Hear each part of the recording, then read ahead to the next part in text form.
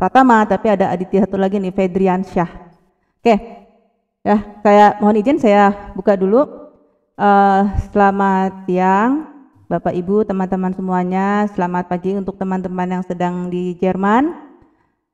Terima kasih untuk kesediaannya bergabung pada acara Alumni Talk hari ini versi sesi 3 Januari 2021. Jadi saya ini mulainya kira-kira pertengahan tahun 2020 gitu ya, kan kita lagi work from home, kemudian ada school from home.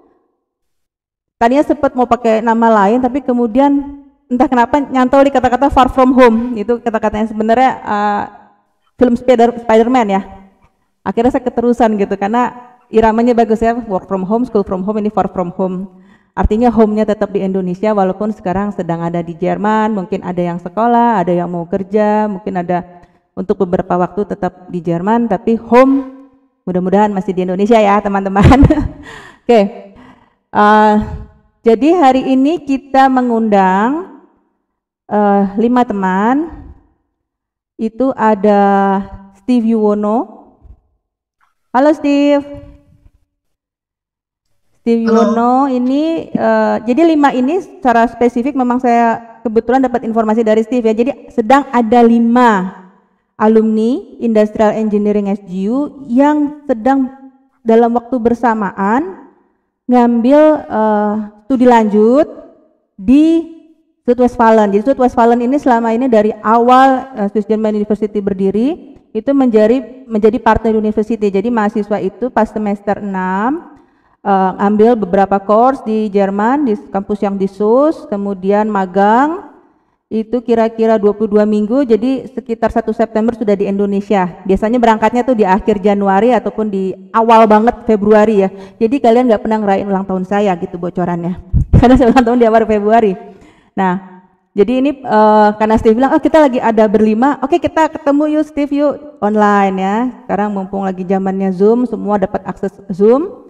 Nah, alhamdulillah teman-teman berlima ini dapat jadwal yang berlima available, saya juga. Jadi ini Yuan yang sekarang lulusnya kemarin bulan apa ya Yuan? Yuan, sorry. Saya Steve. belum lulus. Sorry Yuan, Steve. Saya ngomongnya Yuan tapi matanya ke Steve, maaf Yuan. Jadi kalau Steve lulusnya bulan? Saya lulus bulan September kemarin. September barusan, terus ditawarin PhD ya. Saya juga dapat bocoran ada yang ngambil PhD tuh, alumni IE itu dari Chris. Kemarin Chris bulan apa ya Chris ya, kita sempat online juga. Waktu itu sama Bu Tia, Chris. Terus Chris cerita ada yang lagi ngambil S3 rasanya, wah ternyata Steve gitu. Nah kemudian Frankie ya, tapi kalau Frankie jurusannya agak beda, nanti sambil tanya-tanya ya, akan saya kasih giliran memperkenalkan diri. Kemudian Yuan ini udah final ya, jadi tesisnya itu lagi di industri dan perusahaannya ada di Mannheim. Nah yang baru ini masuk istilahnya freshman itu berdua, Chris dan Rihan. Nah sebenarnya berempat ini satu angkatan kan ya, Rihan, Frankie, Yuan sama Steve. Kalau Chris ini yang barusan lulus dari bachelornya Industrial Engineering. Oke, untuk selanjutnya supaya bisa memperkenalkan diri lebih lanjut, mungkin perkenalkan nama, sekarang lagi di jurusan apa, sudah semester berapa, dulu di Industrial Engineeringnya masuknya tahun berapa, perkenalan singkat dulu, nanti pertanyaan lain-lain sudah ada bocorannya ya. Mungkin bisa dimulai dari Steve. Silakan Steve. Ya, halo, nama saya Steve Yuwono. Sekarang saya bekerja di salah satu lab yang ada di Fachhochschule Zuidwestfalen, itu di Lab Automation Technology, dan juga sekalian untuk riset untuk PhD. Topik ya, saya PhD-nya? itu Industrial Engineering, masuknya tahun 2014 dan lulusnya tahun 2018. Oke. Oke, boleh cerita mungkin master tesisnya apa, terus sekarang topik research S3-nya apa? Iya, saya jadi master tesisnya itu di bidang artificial intelligence di bidang machine learning sama reinforcement learning. Jadi kalau secara garis besar sih tujuannya buat develop dari smart manufacturing system yang highly flexible sama bisa dipakai di fast changing environment. Terus approach yang kita pakai itu kebanyakan dari reinforcement learning sama game theory. Dan sekarang kalau PhD-nya itu sebenarnya dimulainya itu lanjutan dari master thesis saya, tapi dengan skala yang lebih besar, sama mungkin pengaplikasian yang lebih kompleks juga. Dimulainya sih dari situ, tapi nanti ke depannya mungkin ada perkembangan-perkembangan. Oke, terima kasih. Selanjutnya silakan Yuan. Ya, halo semua. Halo. Nama saya Juan. Sekarang lagi semester terakhir di Westfalen. Sama kayak Steve, dulu juga batch 2014, lulusnya 2018. Sekarang lagi ngerjain master thesis di Mannheim untuk company yang ada di Heidelberg untuk SAP Consulting di bidang supply chain and production planning. Oke, kalau nggak salah waktu bachelor thesis juga areanya di supply chain ya, Yuan ya? Ya, betul. Di Mercedes-Benz. Iya. Oke, terima kasih banyak. Nanti kita lanjut lagi tanya-tanyanya. Frankie, silakan Frankie. Halo, Halo. saya Frankie. Saya satu angkatan sama Juan dan Steve dan Rihan, yaitu IE 2014. Dan kita lulus bersama di tahun 2018. Dan saya di Hochschule mengambil jurusan Business Informatics. Apa lagi ya, Bu? Ya, itu aja. Ya, baik. Kita lanjut dulu sama Chris kalau gitu. Silakan Chris. Ya, halo, nama saya Chris dan saya masuk di SGU di tahun 2016, lulusnya 2020. Dan sekarang saya jurusannya sama juga untuk Masters Systems Engineering dan sekarang juga lagi kerja di lab sama Steve juga. Ya. Bareng ya? Labnya ya berarti? Ya, Bu. Profesornya sama kalau nggak salah ya? Kalau Steve karena ngambil S3 ya. Itu di websitenya Westfalen itu muncul tuh salah satu staff. Iya, Bu, betul. Soalnya saya juga harus sambil bekerja juga sih, jadinya ada di bagian staff juga. Iya, sip. Oke, the last but not the least, Karihan. Aduh, gimana Karihan? Silakan Karihan. Ya, halo, nama saya Rihan. Saya juga batch tahun 2014 di SGU, jurusan IE. Lulus tahun 2018 dan sekarang di Hochschule Westfalen semester 2 untuk master sama sistem engineering juga. Semester 2. Berarti datangnya bulan apa? Baru di Jerman bulan November awal, tanggal 7 masalah. Udah mulai COVID padahal ya? Tapi waktu semester 1 itu saya di Indonesia, jadi kelasnya online. Soalnya kelasnya online jadi bisa dilakuin di Indonesia. Ya, tapi terus berangkat ke Jerman berarti bulan? Itu virus corona, jadi nggak bisa masuk Jerman. Makanya sekarang kan sudah di Jerman. Jadi gimana kemarin prosesnya? Sudah mulai COVID tapi terus bisa masuk ke Jerman? Bisa di-share? Oh, itu pas apply visa di bulan Februari tahun lalu itu ditolak, Bu, gara-gara lockdown di Jerman. Oh, bulan gitu. Maret. Ya. Nah, itu saya coba apply visa lagi tapi kedutaannya kan tutup. Sampai bulan Juli nggak salah atau Juni. Iya Juli. Nah, pas itu saya ngajuin banding, Bu. Soalnya kan kalau misalnya bisa ditolak itu bisa ngajuin banding. Oh, bisa. Ya, Ya, ya, ya, ya. daripada itu lagi apply visa lagi nanti lama lagi nunggunya. Kalau banding katanya lebih Iya. cepat. Nah, Oh, saya dapat gitu. visanya itu di bulan Agustus Hmm, atau iya.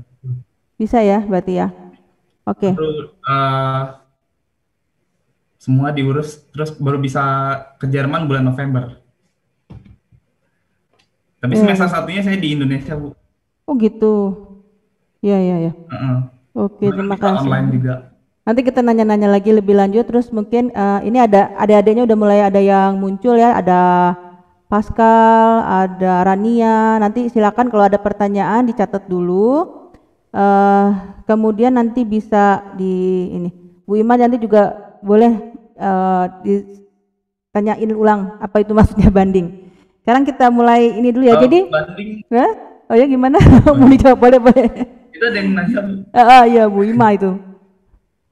Gimana kalau Kalau banding? banding itu jadi seperti apa ya? Tanpa ngajuin untuk visa baru, jadi bisa pakai visa apa namanya? Pengajuan visa yang dulu dicoba di apa sih namanya? Minta dievaluasi ulang gitu kali ya?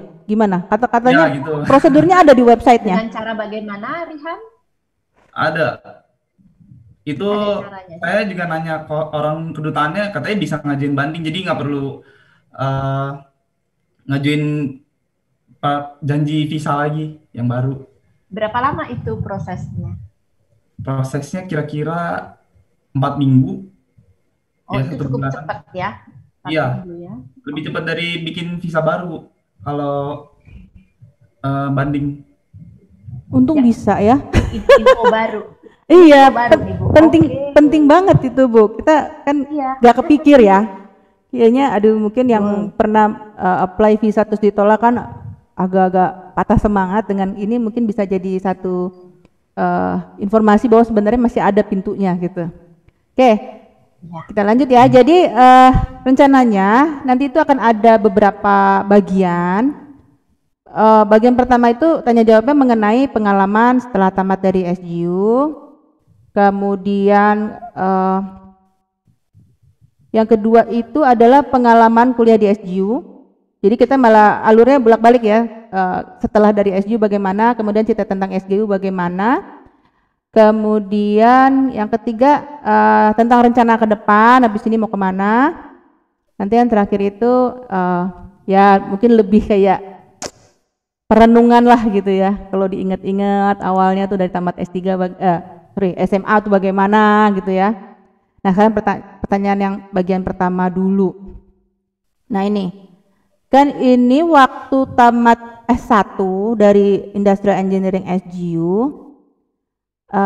Kalau saya perhatikan timelinenya ada yang beberapa tuh ada yang langsung berangkat ke Jerman untuk ngambil S2, ada yang coba-coba kerja dulu. Kalau nggak salah tuh waktu itu Steve, Yuan sama siapa ya bertigaan yang sempat minta surat ke saya. Steve sama Frankie ya, memang bertigaan ya.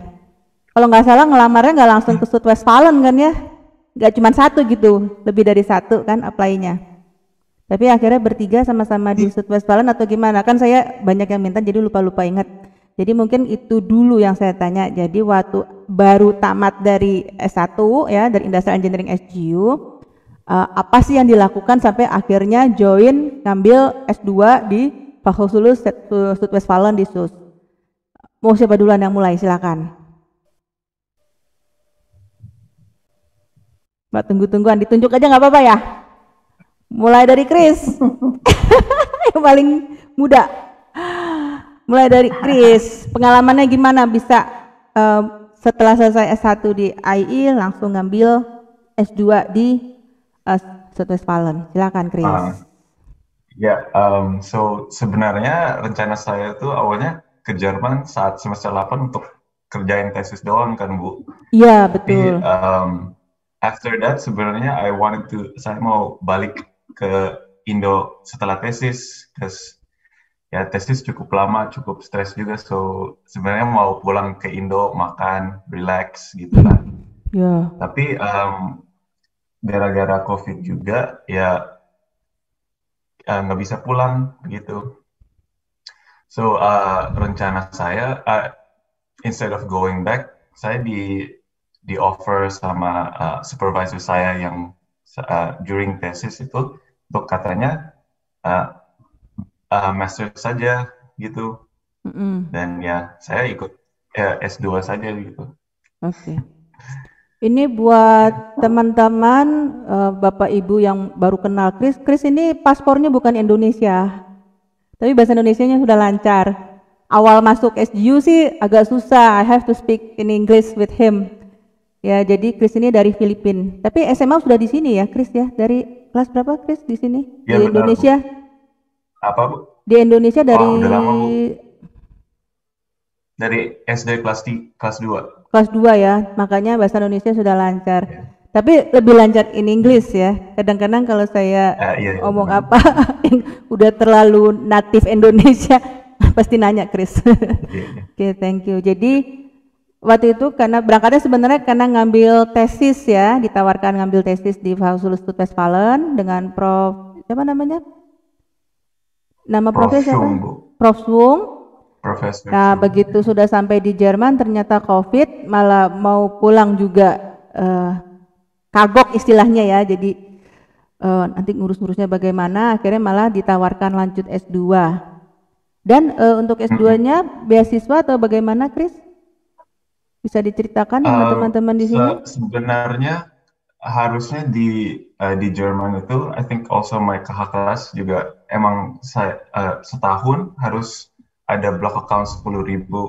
Nah itu saya, I don't have the 10.000 itu, Bu. Cuma from the thesis saya bisa save up cuma setengahnya gitu. Nah, so saya bilang ke supervisor saya, sebenarnya saya I cannot afford to stay in Germany untuk masters. Tapi katanya it's okay. They will give me a job di lab juga. So di Jerman itu ada rule-nya where you have ada certain minimum per bulan yang harus dibayar.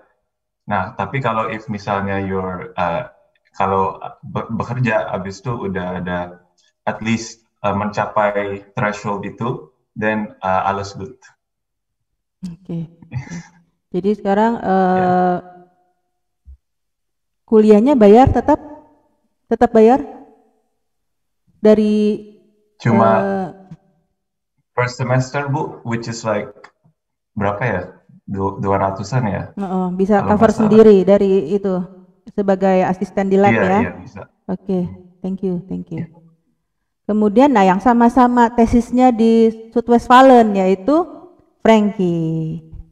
Oke, Frankie, gimana perjalanannya dari tamat S1, tamat Bachelor di Industrial Engineering SGU sampai akhirnya join di program Master Fakultas Westphalen? Silakan.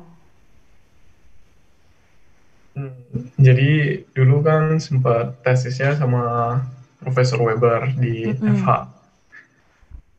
Terus Prof. Weber sama saya ya, Frank. Iya. Pembimbing di Indonesianya saya. Terus? Habis itu ada belajar banyak tentang industri 4.0, big data, segala macam gitu kan, sama ERP. Jadi dia tertarik buat join di bawahnya Profesor Weber di sini. Itu masternya Business Informatics kan. Profesor Weber kan emang ahlinya di sana kan. Jadi ya saya join di Business Informatics ini, terus banyak belajar tentang yang berhubungan dengan data-data, UL, segala macam itu. Dan alhamdulillah lulusnya 2020 Agustus kemarin. Terus sekarang duluan sebelum Steve malah ya? Sebelum Steve malah Frankie sudah lulus duluan. Oke. Topiknya apa kemarin master thesis? Maaf. Kenapa, Bu? Topik master thesisnya jadi tentang apa? Master thesis saya tentang digital marketing, Bu, tentang viral marketing yang impact ke customer decision making gitu. Soalnya yang lalu kan mau yang tentang data-data juga smart city segala macam sama Profesor Robert, tapi kebetulan dia lagi full, terus saya dapat project lain sama profesor yang lain. Oke. Jadi saya terima aja. Jadi sekarang kemudian aktivitas sekarang lagi cari-cari kerjaan ya, pengen kerja di Jerman. Iya. Oke, Iya. thank you. Nah, kemudian Yuan, ya, pertanyaannya sama, perjalanannya dari tamat S1 di SGU sampai akhirnya ngambil master di Zuidwestfalen. Silakan, Yuan. Ya, halo. Halo. Jadi dulu lulus September 2018 dari SGU. Sebelum semester 8 udah apply untuk S2 di sini. Terus akhirnya dapat di Hochschule Zuidwestfalen untuk System Engineering and Engineering Management. Terus semester 2 saya start kerja part-time. Supaya, itu kan kalau di Jerman ada block account, tapi optionnya bisa bayar block account atau dengan kasih kontrak kerja, supaya nggak usah deposit yang 10.000 per tahun itu. Jadi dengan kerja part-time saya, kalau untuk resource bisa, tapi itu nggak apply untuk semua di kota, nggak semua kota di Jerman. Tapi resource bisa. Jadi semester 2 mulai part-time, terus lanjut terus sampai akhirnya sekarang master thesis di company yang sama. Sampai bulan Maret submission, terus mulai April saya lanjut kerja di company yang sama. Oh, jadi company-nya di situ terus? Memang dari kemarin di perusahaan yang sekarang?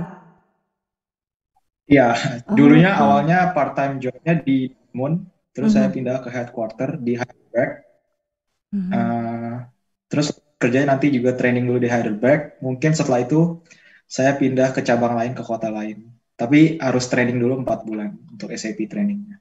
Oke. Jadi company-nya sama, tapi kotanya pindah, gitu ya? Oke, thank you. Menarik sekali. Kemudian Rihan dulu deh. Gimana Rihan?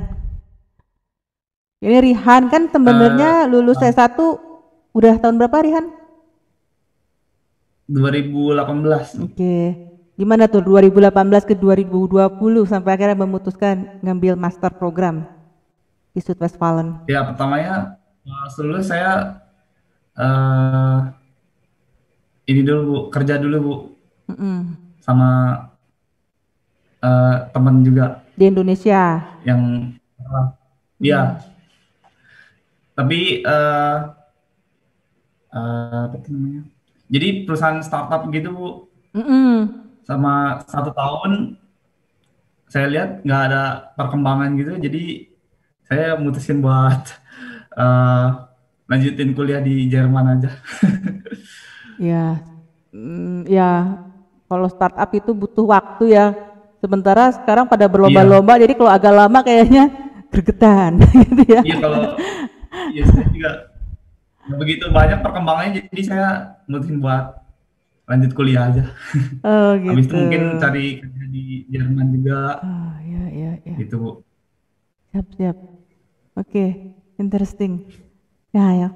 Kemudian nih, Steve. Gimana Steve? Ya Bu, kalau saya pertama kali kepikiran buat S2 sih setelah internship semester 6. Terus di semester 7 sama semester 8 itu udah mulai siapin semua dokumennya, mau apply ke universitas. Saya ada apply ke 4 atau 5 universitas yang berbeda sih yang lalu pada saat itu. Terus keterima 2 universitas, tapi saya milih di Hochschule Zuidwestfalen. Kenapa tuh? Yang lalu sih saya considering city-nya, kotanya, terus juga sama modulnya sih Bu, modul pelajarannya. Kenapa? Kalau yang satu lagi kan saya keterimanya tuh di Hochschule Ostwestfalen Lippe. Itu yang pertama itu jurusannya kalau nggak salah production engineering. Terus saya lihat modul-modulnya sih sebenarnya lebih cocok mungkin buat industrial engineering. Tapi kalau begitu saya bandingin sama modul yang ada di course yang ada di Hochschule Südwestfalen sih, kalau menurut saya sih saya lebih tertarik ke arah yang systems engineering sih, Bu. Oh, jadi lebih ke arah tertarik gitu ya? Oke. Iya, saya bandingin course aja ya. Oke. Nah, kalau lihat dari pertanyaan nih, maaf ya, saya tuh nyontek karena kadang-kadang kalau udah ngobrol gini terus ngelantur, jadi saya bikin list supaya enggak kemana-mana. Oke. Pertanyaan berikutnya kan tadi seperti yang saya kirimkan sama teman-teman, mau nanya masalah finansialnya, block account, kelihatannya sudah tercover di sini ya. Nah, mungkin ini pertanyaannya jadinya. Seperti tadi ceritanya Kak Steve ya, Steve Wono. Jadi setelah pilih akhirnya lihat dulu lah ya. Di Südwestfalen deh yang enak gitu ya. Nah, kalau Kak Yuan, Kak Frankie, Rihan, Chris, kira-kira sama nggak alasannya kayak Steve juga bahwa sudah timbang-timbang kayaknya memang enak di Südwestfalen aja deh, atau sebenarnya karena teman-teman ini kan punya double degree ya, punya sertifikat juga ya dari Südwestfalen, kemudian udah di Südwestfalen dia nerusinnya karena lebih gampang karena kemarin dapat itu ya pengakuan dari Südwestfalen. Mungkin ada yang bisa di-share karena di sini ada adik kelas, juga ada beberapa teman dosen dan staf akademik, mungkin ada yang bisa di-share. Mungkin terutama Yuan sama Frankie sama Rihan nih yang sebenarnya bisa milih tapi akhirnya milihnya ke Südwestfalen. Ada yang bisa di-share? Yuan? Kalau saya juga mulai sekitar 5 Juni, diterima 2, sama kayak Steve itu juga di Hochschule Lippe. Terus saya consider juga itu ada programnya harus ke Itali kalau yang uni yang lain, terus saya pikir ya udah deh yang di SOS aja. Nggak kepingin ke Itali? Nggak. Udah fokus Jerman aja. Iya, nanti kalau mau ke Itali sekalian S3 di Itali gitu ya, terus Itali terus mungkin gitu ya. Daripada pindah-pindah. Apa beda lagi sebenarnya alasannya? Itu salah satu big consideration-nya itu harus ke Itali. Ada program ke Italinya sih. Lebih baik ya udah fokus Jerman aja. Oke. Ya itu keputusan personal ya. Ada yang malah biar bisa ke Itali, tapi kalau ini memang pilihannya enggak kepingin gitu ya. Oke, thank you Juan. Kalau Frankie gimana Frankie? Ini bertiga kan ya? Akrab banget ini. Gimana Frankie? Sampai akhirnya memang yang tadi itu yang ceritain karena Prof Webernya atau bagaimana? Enggak sih Bu, saya ada apply juga ke Uni Cologne, cuman ya gak keterima. Terus keterimanya di Hochschule, jadinya saya di Hochschule. Gitu ya. Rehan ada nyoba-nyoba di kampus lain? Enggak Bu, saya cuma apply ke Hochschule Südwestfalen. Karena apa? Karena yang bertiga ini dipanggil-panggil sama yang bertiga. Sini Rihan, itu yang bertiga itu tuh yang senyum-senyum di atas itu tuh. Kasih ini Rihan gitu. Masa nggak pengen gabung lagi gitu? Apa gimana alasannya? Ya karena itu Bu, kemarin kan udah kerja buru-buru cari universitas di Jerman, jadi langsung aja nih apply di Fazos.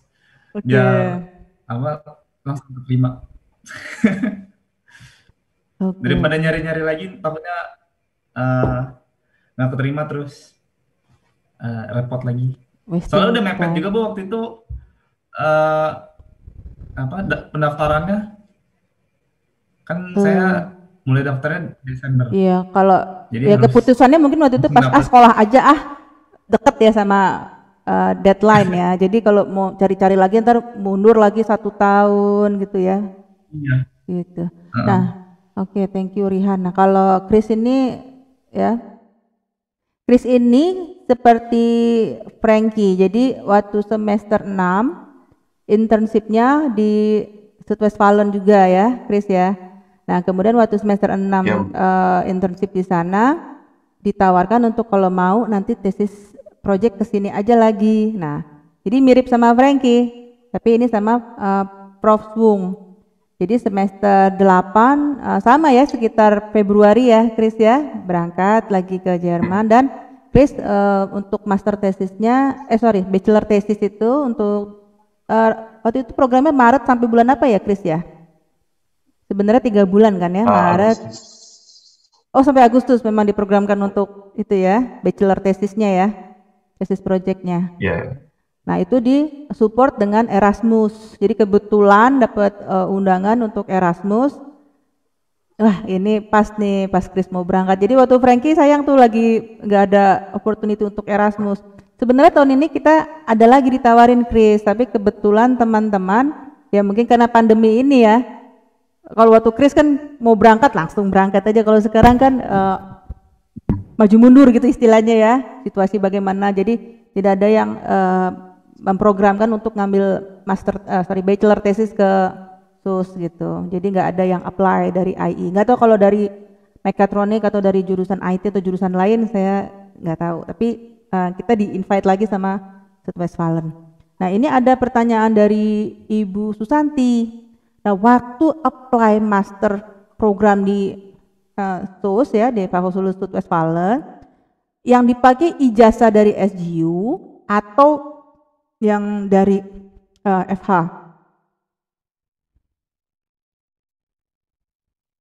Mereka lihatnya yang mana? Ada info nggak? Apa mungkin Frankie? Dua-duanya sih, Bu. Dua-duanya diminta? Iya. Soalnya kita juga butuh ijazah dari FH untuk apply-nya lewat jalur EU student, Bu. Gitu.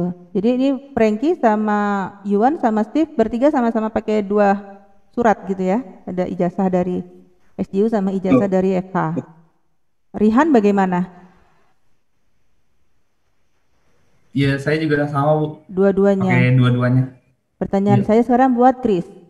Ijazah kamu kan ada di Indonesia, Chris. Scan-nya kali dikirim ke sana. Tapi no need the ijazah, tapi yang ada surat apa ya? Ya, basically ada surat yang udah bilang you've already passed gitu lah, Bu. So itu yang saya minta. Itu waktu itu dipakai udah. Itu surat lulus dari SGU ya? Atau yang surat keterangan lulus dari FH-nya?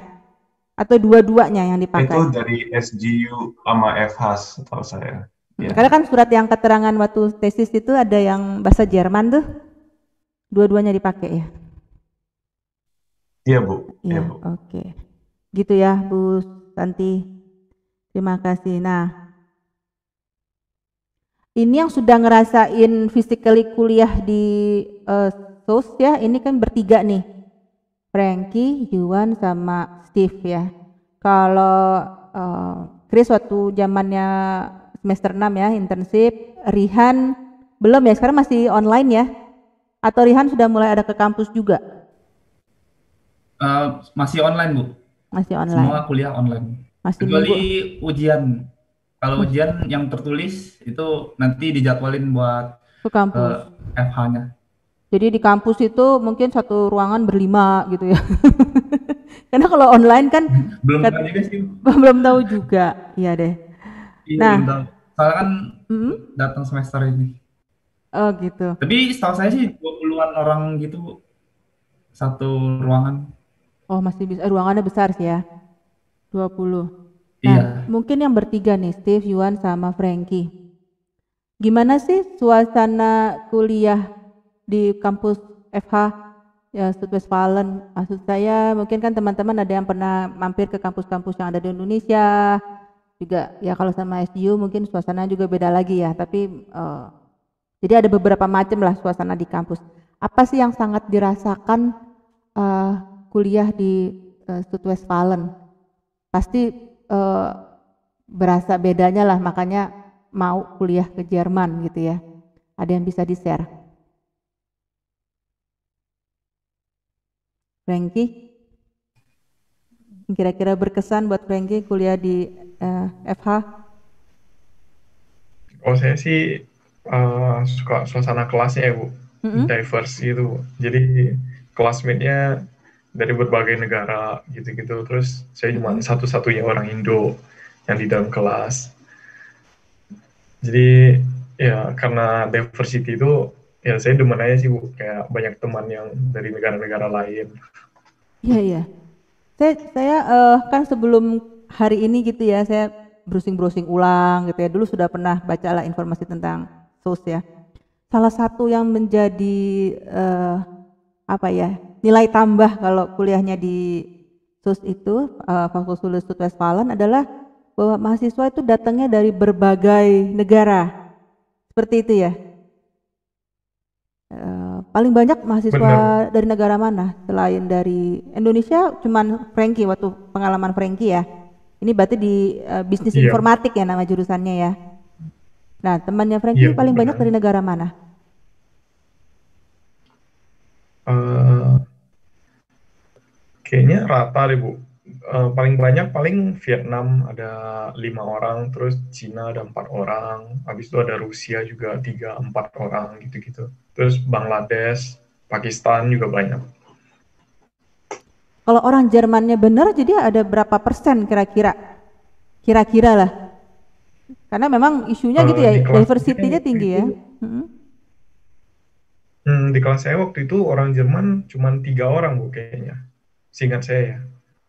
Oh gitu. Lebih banyak yang dari utara sana Bu, dari Ukraina, eh, Slovakia gitu-gitu juga Oke, banyak. oke, oke. Oke, thank you. Bagaimana kalau Yuan sama Steve? Yuan sama Steve ini berarti satu kelas ya, satu jurusan ya? Ya kalau Iya betul, suasananya di satu jurusannya semester apa? juga. System Engineering and Engineering Management ya, nama jurusannya ya. Itu gimana? Apa sama Majority suasananya? orang orang majority-nya orang India sama orang Jermannya sih kalau di sistem engineering. Gitu ya. Mhm. System Engineering and Engineering Management. Kalau dari Indonesianya berdua aja. Berempat sama anak mechatronics ada 2 kakak kelas kita. Oh jadi kuliahnya barengan ya? Mechatronics juga bisa kuliah di situ ya? Banyak kan yang kalau di Iya, System ada Engineering and Engineering Management, maaf, itu banyak kan S1-nya dari yang bidang electrical, mechanical, mechatronic, apa dari industrial engineering atau bagaimana? Ada informasi nggak? mostly dari electrical engineering atau Mhm. mechatronics. Yang industrial engineering cukup sedikit. Gitu ya.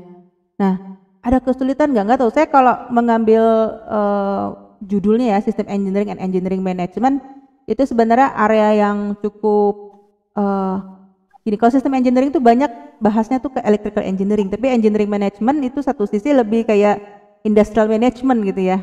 Nah, kalau Steve sama Yuan ini bagaimana? Apakah ada spesialisasi lagi di jurusan itu atau memang belajarnya dicampur gitu? Jadi ada mekatroniknya, ada industrial engineeringnya, atau ada informasi bagaimana? Bisa dibantu?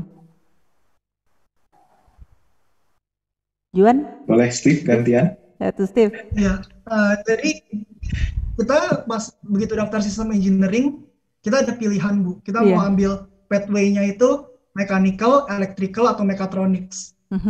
Tapi itu juga yang membedakan sih ada 2 pelajaran aja yang membedakan. Sisanya semua sama, secara general sama. Kebetulan saya Juan sama Rihan juga ambilnya mechanical systems. Oh gitu. Jadi Iya. belajarnya kayak anak mekatronik dong gitu ya? Apa tuh mata kuliah yang Iya, dulu Bu. nggak ada Jadi di Industrial Engineering SGU yang terus kamu ngambil di master, apa tuh misalnya? Dan sistem dynamic atau kalau bagaimana? yang paling kesulitan sih mechanical modeling sama advanced control technique. Itu 2 yang paling sulit sih, Bu, karena mekatronik mungkin banget kita ya. basicnya emang juga sebagai industrial ya, nggak terlalu kuat. Jadi kita pas ujian juga, pas tugas-tugas juga ngejarnya harus jauh lebih keras daripada anak-anak mechanical atau mekatronik. Tapi lulus kan? Iya, lulus. Bagus dong nilainya. Ya lumayan lah. Lumayan. Rihan siap-siap Rihan, belajar dari yang 2 udah. Oke, kalau Chris ini juga kayaknya lebih apa ya, nuansanya mekatronik ya, tentang apa Chris? HoloLens. Sekarang masih di area itu atau beda Chris? Mungkin sudah 1 bulan kita nggak ngobrol, kira-kira tesis project untuk master nih berarti ya, master tesis projectnya topiknya masih yang Chris ceritain kemarin atau bagaimana? Ya, rencana saya masih to do master tesisnya dengan HoloLens. Tapi saya juga since HoloLens itu emang untuk tool untuk sebenarnya untuk nge-visualize doang. So kita juga, me and my supervisor, kita juga mikirin maybe integrate some sort of like knowledge management system atau machine learning dengan HoloLens-nya. Ini berarti knowledge management-nya lebih ke hardware ya, karena knowledge management itu area yang sangat luas, ada yang ke software, ada yang ke hardware, ada yang ke brainware. Ini lebih ke hardware plus software kelihatannya ya, Chris ya? Iya, benar Bu. Iya, benar Bu. Iya, oke. Nah, ini ceritanya kalau Rihan gimana nih, Chris, kira-kira? Karena kalau cerita kayak Frankie tadi ya, waktu masuk sebenarnya sudah kenal dengan Prof. Weber, tapi ternyata pas jalan ternyata ketemu Prof lain yang punya project yang bisa diikuti. Nah, kalau Chris kebetulan kan ini bachelor tesisnya sama Prof. Swung, dan kemudian ditawarin lagi untuk ke master, jadi udah punya Prof ya yang istilahnya jadi wali gitu ya.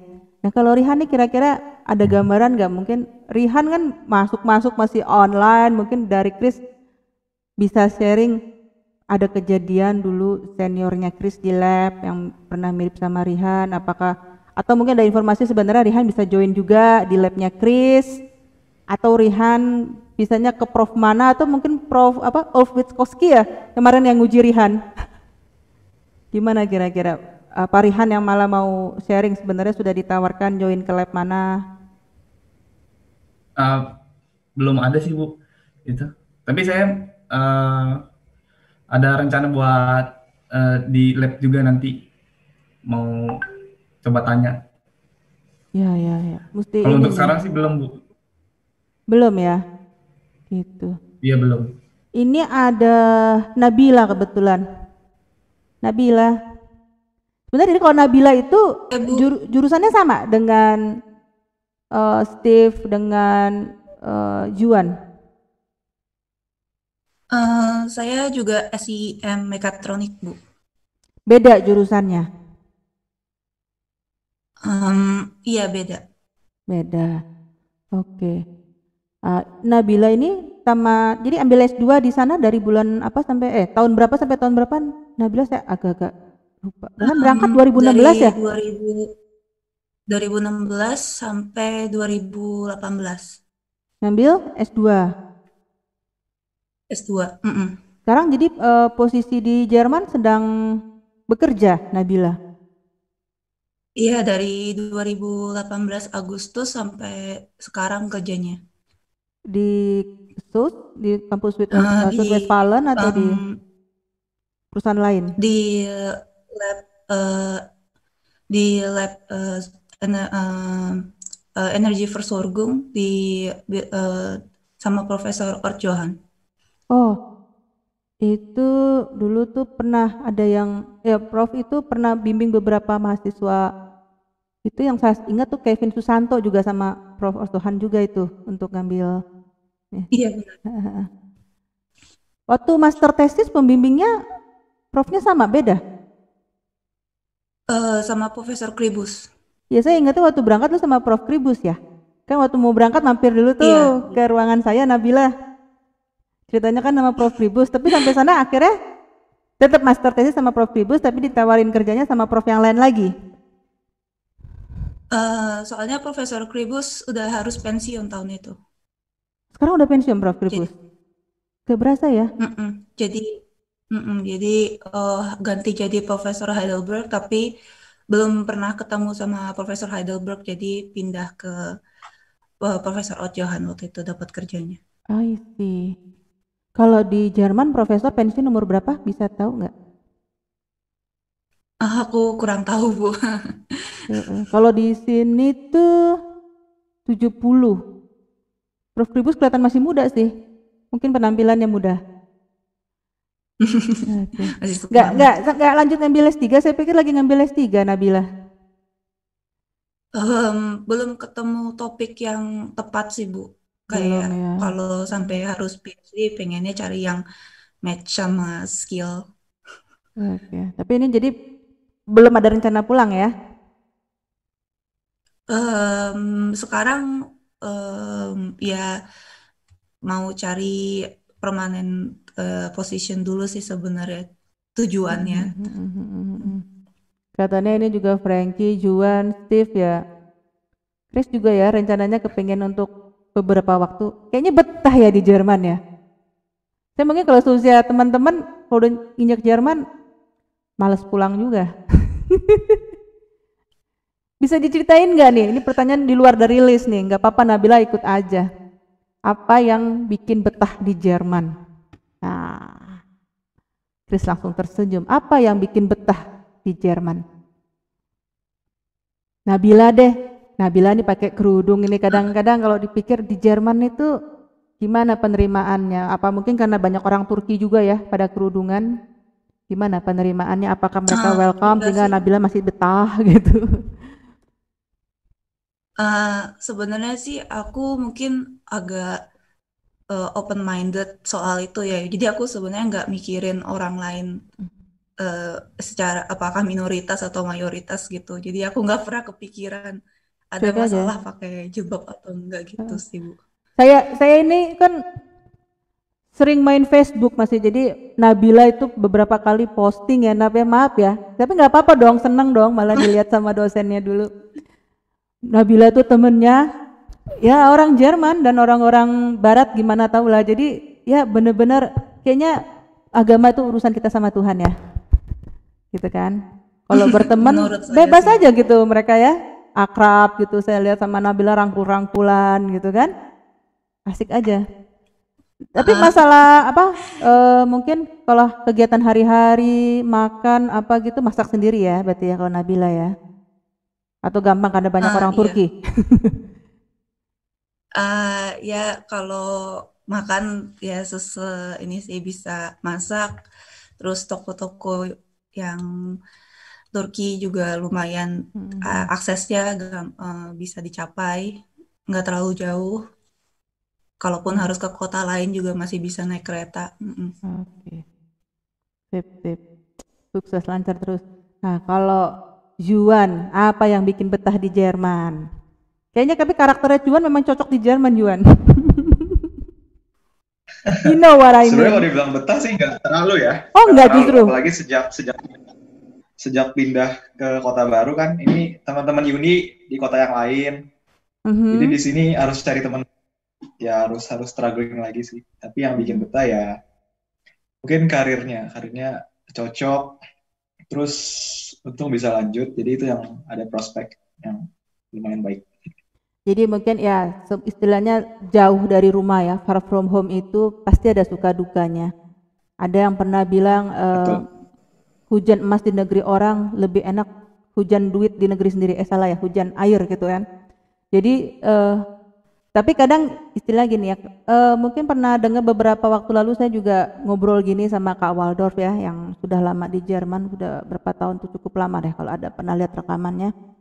Kalau untuk kerja enak katanya, walaupun ternyata salary itu dipotong berapa persen ya? Mungkin Nabila yang udah mulai dapat income berapa persen untuk dari salary yang dipotong, 40%, berapa persen? Tapi itunya dipotong dari asuransi, pajak gitu ya? Brutonya? Itu tergantung dari ini juga sih posisi dan working hour. Jadi kalau saya sekarang dipotong dari brutonya itu setengahnya. Setengah, tapi itu terus disalurkan untuk asuransi ya, untuk pajak. Iya, tax. Nah kalau informasi dari Kak Waldorf sih itu sampai pensiun gitu ya, pensiun itu ada dananya, dan kalau mau balik ke Indonesia itu bisa diambil asal balik ke Indonesia for good ya. Jadi kayak kita kalau di sini itu yang BPJS gitu ya, misalnya punya tabungannya berapa di BPJS kita ambil, kalau narik lagi ya jumlahnya sudah berkurang pasti gitu kan. Oke. Jadi tetap ya suka dukanya ada. Kalau menurut Frankie atau Steve, mungkin ada yang bisa di-share kira-kira apa yang bikin betah di Jerman?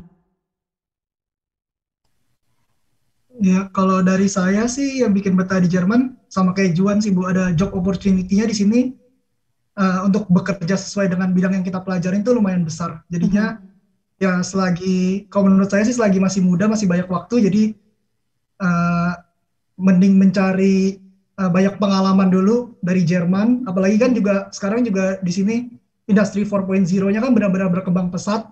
Jadinya ya kalau bisa kita belajar semakin banyak yang kita bisa sih dari Jerman juga, Bu. Ya. Kalau Frankie gimana Frankie? Ini IT nih, beda lagi nih. Bisnis informatik. Ya, sebenarnya sama sih Bu. Dulu sebelum kita datang juga kan kita diskusinya bertiga Bu. Oh gitu, terus?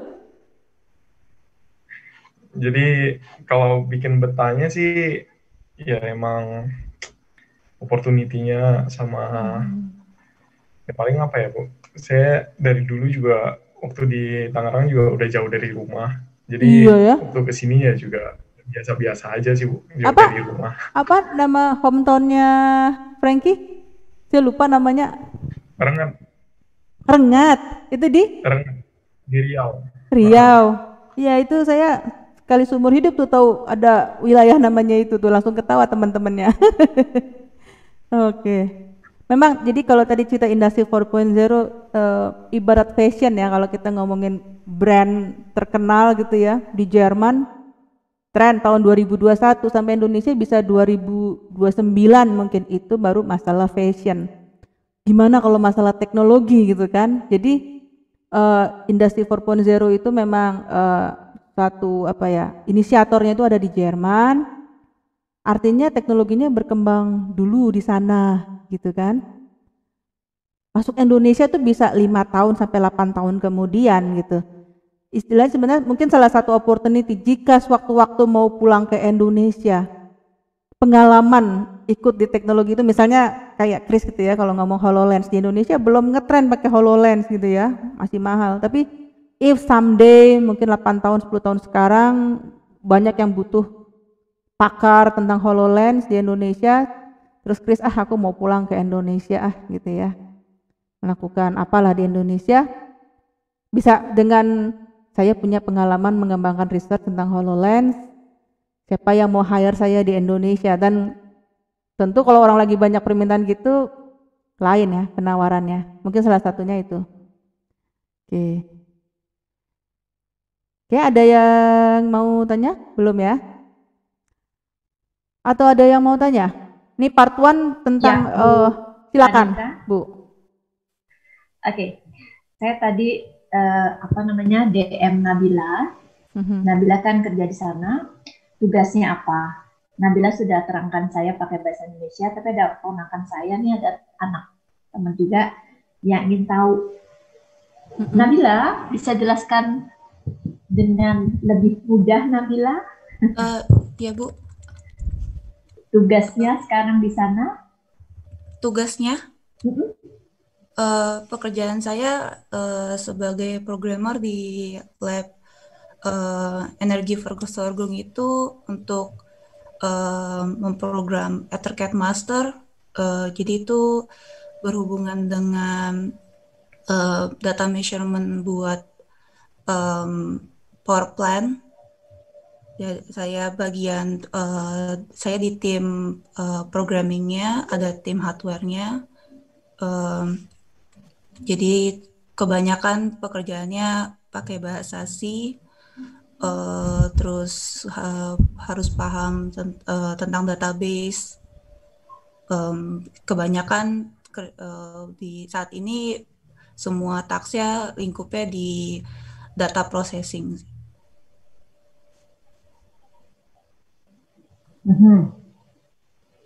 Oke. Nabila harus kerja sama atau bisa kerja sendiri? Jadi di labnya berapa orang? Harus selalu berhubungan dengan orang-orang Jerman? Kalau kerjaannya sendiri sebenarnya kerja tim, tapi ya tim ketika harus berhubungan dengan hardware ya harus kerja sama dengan tim hardware, ada orang Jermannya. Terus ya kalau ada feature-feature yang harus di update atau ada yang diimplementasi, itu saya harus kerjasama dengan kolega yang lain, ya ada orang Jermannya juga, tapi in general sebenarnya kerjanya sendiri sih. Oke. Nabila belum begitu lama di sana ya, sedangkan koleganya mungkin sudah lebih lama ya. Aku baru setahunan lebih. 1 tahun. Oke, dulu kita di kampus belajar bahwa orang Jerman itu maunya to the point. Kalau kita bisa bilang iya, bisa, enggak. Terus bagaimana pengalamannya ketika berhubungan langsung? Benar nggak itu? To the point ya, kalau to the point itu ada benernya juga. Maksudnya to the point mungkin lebih ke arah kayak mereka ada goal yang mau dicapai, terus mereka orangnya lebih fokus ke goalnya, terus kayak orangnya lebih hardworking mungkin menurut saya untuk mencapai goalnya itu. Jadi mungkin to the point-nya ke arah situ. Tapi kalau to the point dalam cara ngomong itu mungkin emang maksudnya dalam bahasa Jerman kan kalimatnya itu lebih kayak direct daripada bahasa Indonesia. Jadi kesannya lebih to the point daripada kalau ngomong pakai bahasa Indonesia. Tapi saya pikir sih biasa sama aja sih. Oke. Danke Nabila. Nah, ya gitu. Ya, itu benar sekali, Bu. Jadi saya lupa ya tanggal berapa Desember itu saya dengan Waldorf, Bu. Itu Industrial Engineering yang batch pertama angkatan 2006. Jadi saya pancing-pancing gitu, memang dia bilang bahwa ya itu terus terang gitu ya Ibu ya, orang Jerman itu.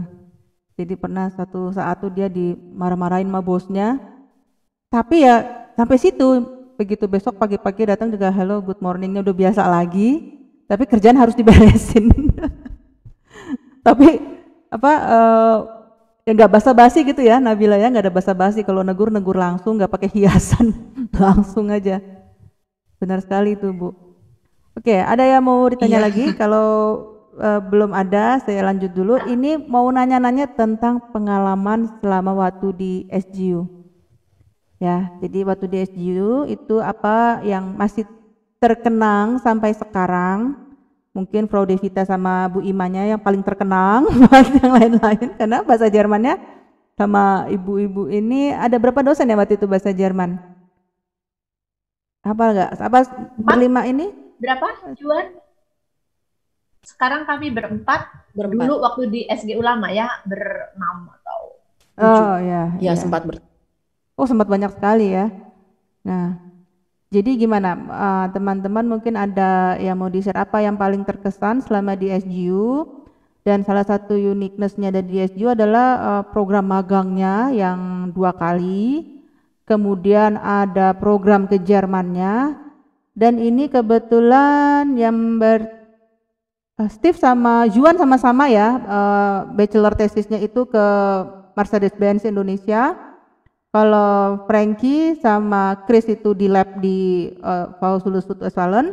Sementara kalau Rihan itu bachelor tesisnya itu project di Laboratorium Industrial Engineering SGU.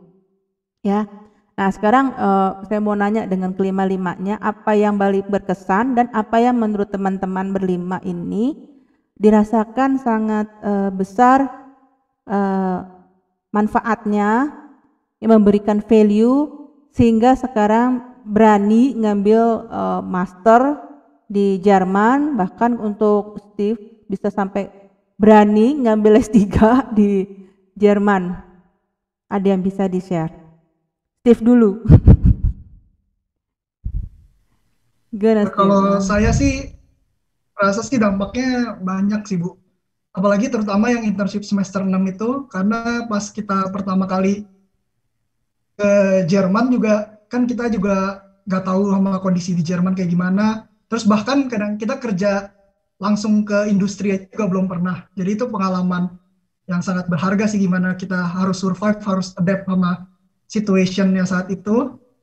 Terus juga tesis juga pas di Mercedes itu juga sangat berkesan, soalnya kita benar-benar harus involve sama orang-orang di sana, itu benar-benar kita ngerjain proyek yang ada di sana gitu Bu. Jadinya pengalaman-pengalaman itu sih jadi yang buat yang nggak bisa dilupain sih Bu kalau di SGU. Ya, ya. Jadi kalau yang 6 minggu ya, 6 sampai 8 minggu ya waktu semester 3 kan magang. Ya kan? Angkatannya bertiga ini 2014 itu magangnya itu di semester 3 kan ya? Kemudian lalu kayak 4 minggu ya. Waktu itu karena kan syaratnya cuma 4 sampai 6 minggu, tapi ada yang ngambil lebih ya. Yang angkatan 2015 tuh 1 semester mereka magangnya karena ada opportunity sehingga mereka ngambil yang 1 semester itu. Nah, kemudian semester 6 dengan modal pernah magang 4 sampai 6 minggu di semester 3 berangkat ke Jerman dan ambil beberapa course di Fachhochschule Südwestfalen dan magang di Jerman, dan itu enggak di SOS ya, mencar ya. Kalau Steve waktu itu di mana internship waktu semester 6-nya? Saya di Odenwald Fruchte itu sama Juan juga di Breuberg, itu di provinsinya Hessen, satu provinsi sama Frankfurt. Oh, satu provinsi sama Frankfurt. Jadi dari masuk pesawat dari Frankfurt kan ya?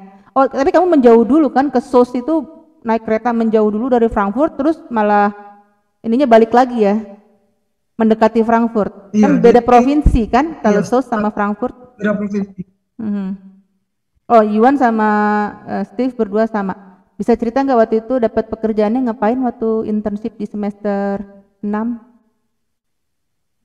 Yang lalu saya sama Juan di divisinya quality control sama quality assurance, Bu. Oh, sama-sama di quality. Iya, betul.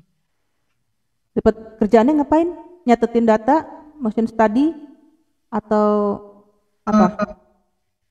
Enggak, kebanyakan sih, kalau saya kebanyakan pekerjaannya itu di lab.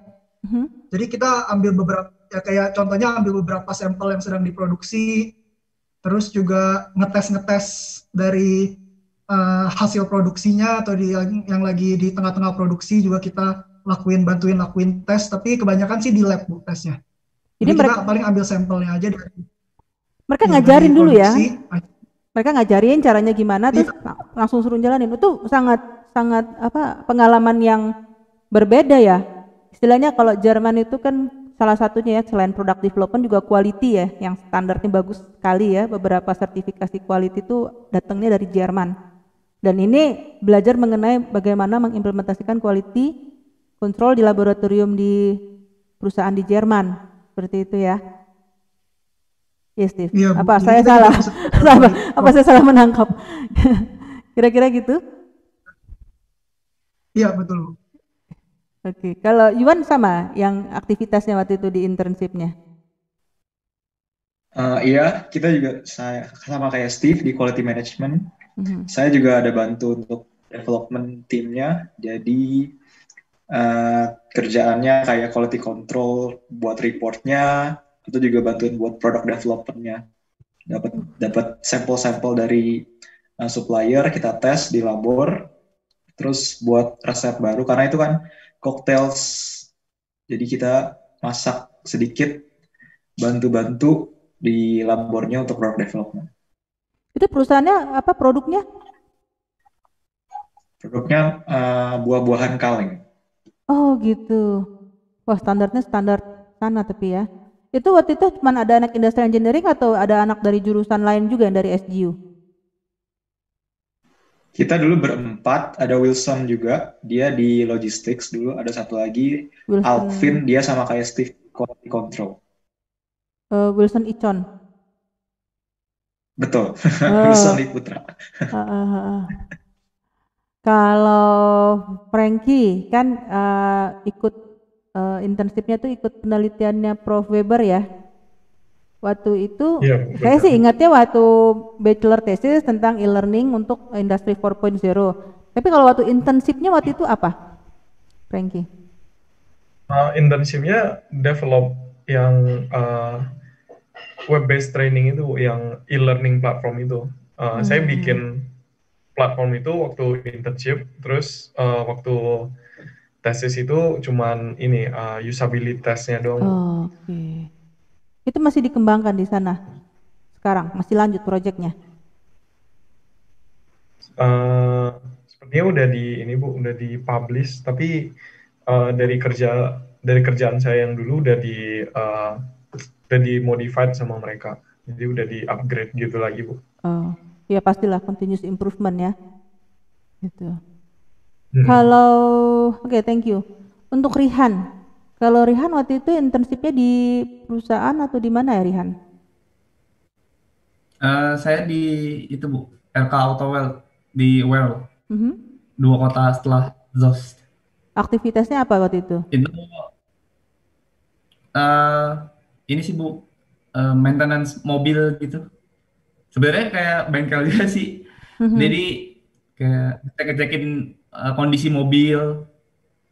Jadi apa tuh namanya? Mobilnya spesifik untuk merek tertentu? Untuk mobil-mobil Volkswagen. Volkswagen, Skoda, terus bisa mobil lain juga sih. Kadang ada Ford. Atau Fiat. Seru. Kalau Chris kemarin internshipnya tentang, boleh diceritain lagi Chris, sorry. Saya pas semester 6 kan ya Bu, pas semester 6 saya itu udah mulai kerjain untuk fault detection di HoloLens, tapi since itu baru is my first time untuk memakai HoloLens-nya lah ya, so of course dikasih waktu juga untuk belajar dan di develop application-nya. Develop application-nya by programming or any other kind of software?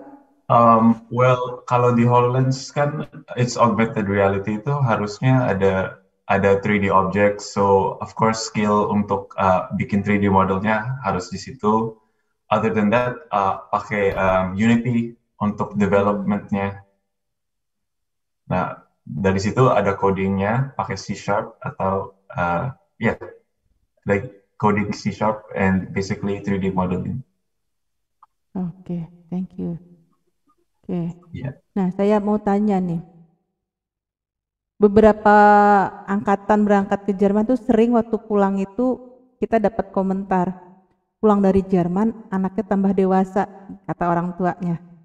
Kira-kira waktu dulu nih teman-teman berlima berangkat ke Jerman di semester 6, terus semester 7 pulang ke Indonesia, ada komentar tertentu nggak dari orang tua misalnya, oh kamu sekarang setelah dari Jerman begini ya, begitu ya, gitu. Ada komentar nggak? Mungkin Rihan.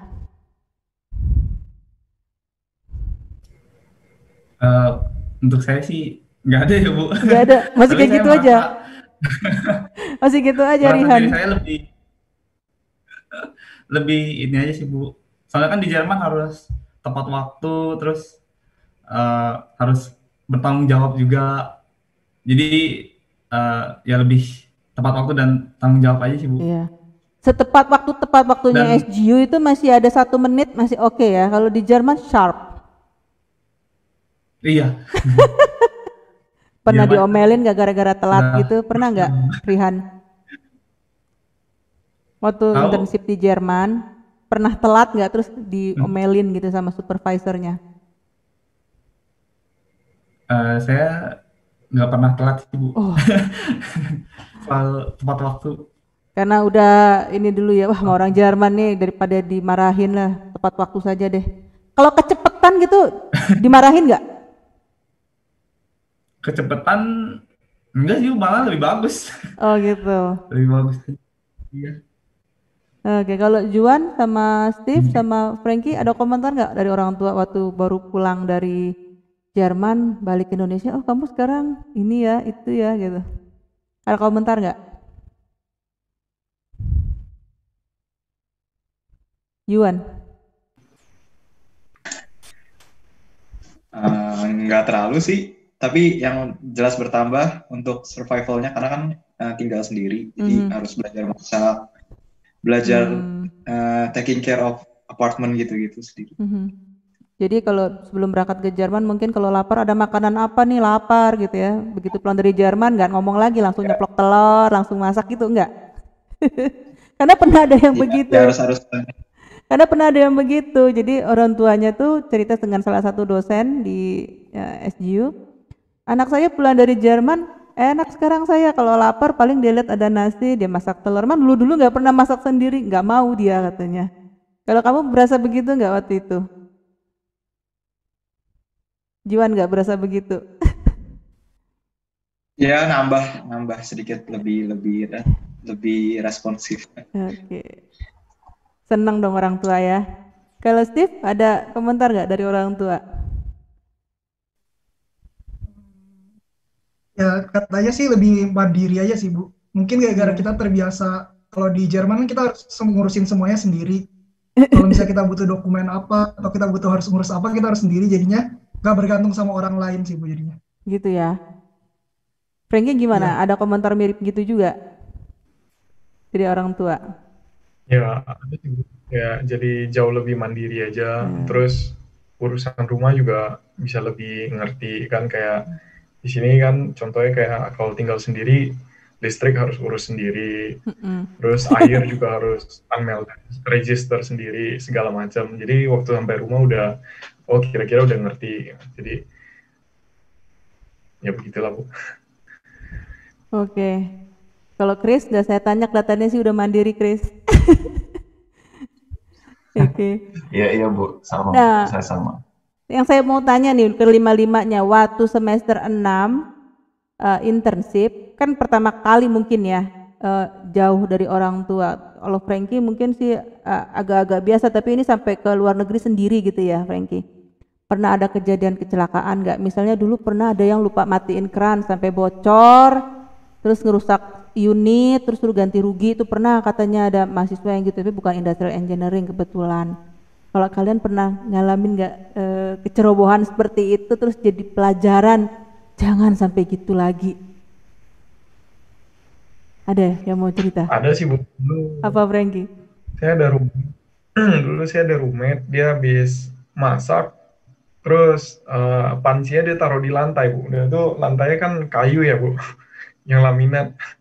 Jadi ya harus ganti rugi berapa ratus euro gitu. Iya. Terus salary dari internship dari perusahaan habis dong. Ya begitulah Bu. Kalau dari ini Steve sama Yuan ada cerita nggak? Mungkin bukan Steve dan Yuan ataupun Rihan, tapi teman mungkin.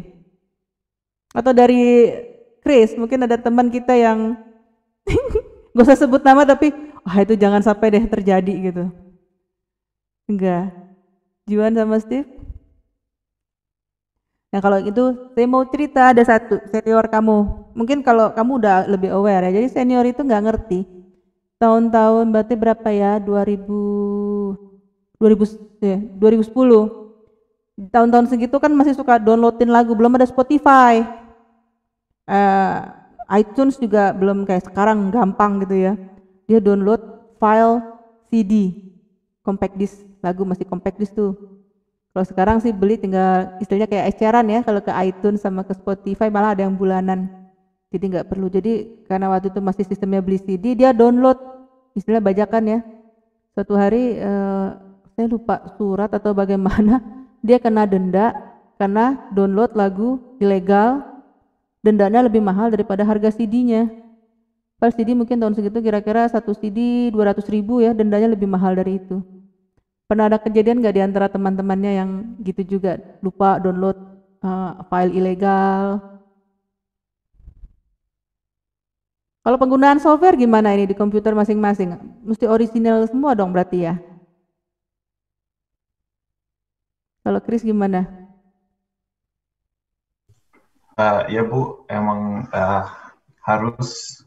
And also kalau misalnya dari Indonesia itu, if you going to Germany, mending kalau memang pakai uTorrent nih, uTorrentnya lebih mending langsung di uninstall aja. Karena kadang-kadang uTorrent, even if you tidak menggunakan, I think ada seeding prosesnya. Oh iya betul. Kalau misalnya seeding prosesnya itu bisa kena dari Germany-nya.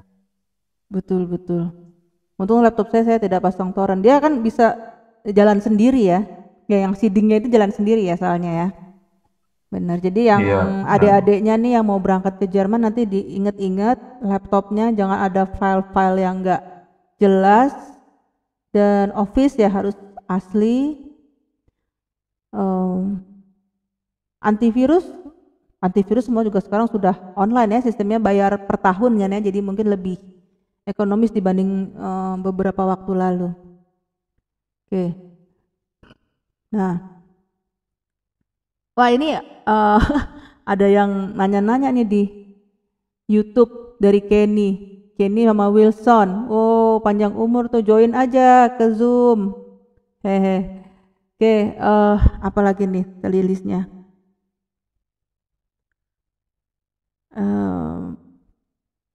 Ini selama dari COVID nih. Mungkin Rihan yang paling merasakan perbandingannya. Di Indonesia di daerah mana tinggalnya Rihan?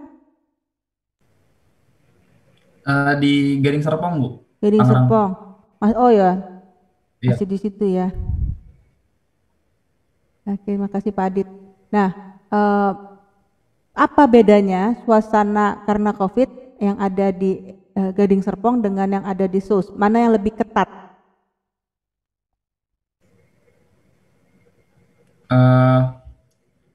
Lebih ketat di Jerman sih, Bu. Kalau di Ketatnya Indonesia gimana? kayak peraturannya sih sebenarnya sama aja, Bu. Tapi kan orang-orangnya kalau di Indonesia tuh kayak nggak begitu peduli gitu, Bu. Kurang menaati peraturan. Jadi pakai Kalau masker bener-bener ya? Kalau nggak pakai masker dikena denda gitu. kalau di pakai maskernya itu di tempat-tempat yang harus wajib masker, Bu. Kalau nggak wajib masker nggak apa-apa. Oh gitu. Jadi kayak city center, terus kalau mau naik kendaraan umum, terus ya itulah tempat belanja itu harus pakai masker, Bu, kalau di Jerman. Oh ada daerah yang kita boleh nggak pakai ya? Iya, Bu. Ditanya Ada sama yang Bu daerah Ima, nggak kalau wajib. kena Tapi denda kalau berapa dendanya? Maaf. kurang tahu ya, tapi setahu saya sih bisa sampai mungkin lebih dari 100 euro. Tergantung kota, Bu, itu, Bu. Oh Kalau gitu. di Düsseldorf dia 300. Tapi kalau di Essen gitu 150. 300 tuh kalau di Pembayaran persen berapa juta? 5 juta? Ya, 5 juta. Ya, sekitaran segitu. Oke. Oh 300 Jadi mereka 5 harus juta. transfer Beerweisen ya, Anggi? Iya, Bu. Itu dendanya itu ya? Oke, jadi langsung didatengin oleh polisi kalau begitu. Terus nanti dicatat Ausweisnya. Awalnya sih harusnya di warning dulu, Bu. Kalau udah di warning berapa kali, terus dia masih ngelawan juga, baru langsung didenda. Kalau nggak mau didenda ya di penjara dulu, Bu, bentar kayaknya. Oh gitu, jadi pakai diperingatkan dulu. Iya, Bu. Jadi maksudnya kalau diperingatkan tuh misalnya sekali nggak pakai masker gitu ya, ketemu ke supermarket gitu misalnya, terus nanti Ausweisnya, personal Ausweisnya dicatat gitu, atau bagaimana? Kalau itu saya kurang jelas ya, Bu. Cuman saya ada teman udah di warning, terus katanya belum langsung didenda gitu. Jadi ya saya nangkepnya ya mungkin di warning dulu, terus baru didenda. Sekarang pertokoan tutup jam berapa? Disco atau kino tutup? Nggak buka, Bu, iya. Nggak buka sama sekali. Yang buat rekreasi termasuk gym gitu-gitu nggak buka. Dulu sempat toko-toko baju gitu, H&M masih buka, terus dari tanggal berapa ya sih? Udah tutup semua. Oke. Awal Lockdown Desember. sampai akhir minggu ini ya? Kalau yang toko-toko kayaknya sampai akhir minggu ini, Bu. Tapi kalau yang rekreasi ada isu bakal diperpanjang sampai akhir Januari. Oke. Terus weekendnya mereka ngapain? Kan biasanya kan jalan-jalan ke sana ke sini, udah gitu. Ke Frankie di mana? Di kota mana? Mulheim. Mulheim. Biasanya ngapain tuh kalau weekend? Kalau di mana-mana tutup gitu, kafe tutup, knaipe tutup. Ke gunung. Paling Spaziergang, ke taman-taman. Itu masih boleh ya? Masih boleh. Tapi dibatasi atau ada polisinya? Kalau sampai ke slots gitu Bu, yang buat sightseeing gitu udah ditutup. Seperti ada slot satu yang di Königswinter, itu ditutup. Terus kayak Winterberg gitu juga ditutup sekarang Bu. Oke. Terus biasanya kan mereka main main ski atau yang roden ya? Itu juga nggak boleh? Nggak boleh Bu. Yang olahraga udah nggak boleh, walaupun outdoor. Beberapa waktu lalu masih boleh padahal ya Bu ya, tapi sekarang kayaknya udah makin ketat ya. Atau memang dari dulu ketat, Frankie? Masalah yang kegiatan outdoor tadi itu. Gimana? Dari dulu udah ketat, dari awal November. Oh, dari awal November. Karena kalau yang bulan Juli atau Agustus saya lihat masih bisa beli minum, duduk-duduk di taman gitu ya. Dari November, karena winter mungkin ya Bu ya, makin ini. Pas summer agak masih bisa lah istilahnya gitu. Oke, rumah sakit di sana juga penuh seperti di sini. Terus orang-orang yang masih bisa isolasi mandiri sama dengan kita, mereka isolasi mandiri di rumah. Terus makanan dari mana mereka kalau mereka? Maksudnya Bu, makanan mereka? Ya. Jadi gini Frankie, di sini kan kalau yang kena COVID bisa ke rumah sakit. Kadang harus isolasi mandiri di rumah. Isolasi mandiri di rumah itu kita kan kalau bertangga kita support kan gantian. Kok di sana bagaimana isolasi mandiri? Saya kurang tahu nih Bu. Tapi mungkin Steve bisa jelasin, dia ada teman yang sempat ada COVID ya Steve? Steve?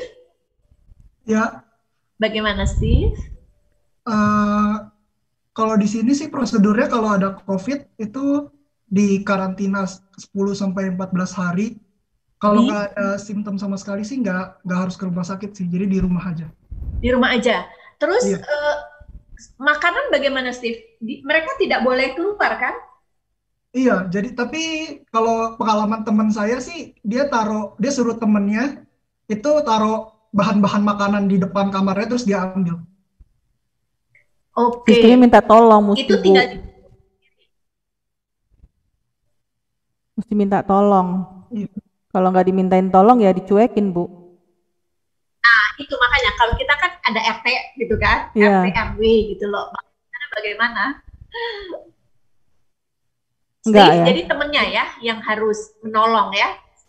Iya Bu. Tapi kalau di proses lain saya nggak. Ya. Oke, ya. Jadi temennya yang harus nolong ya Steve ya. Oke. Itu orang Indonesia, orang kita? Enggak Bu, itu dari India dia. Oh oke. Ya.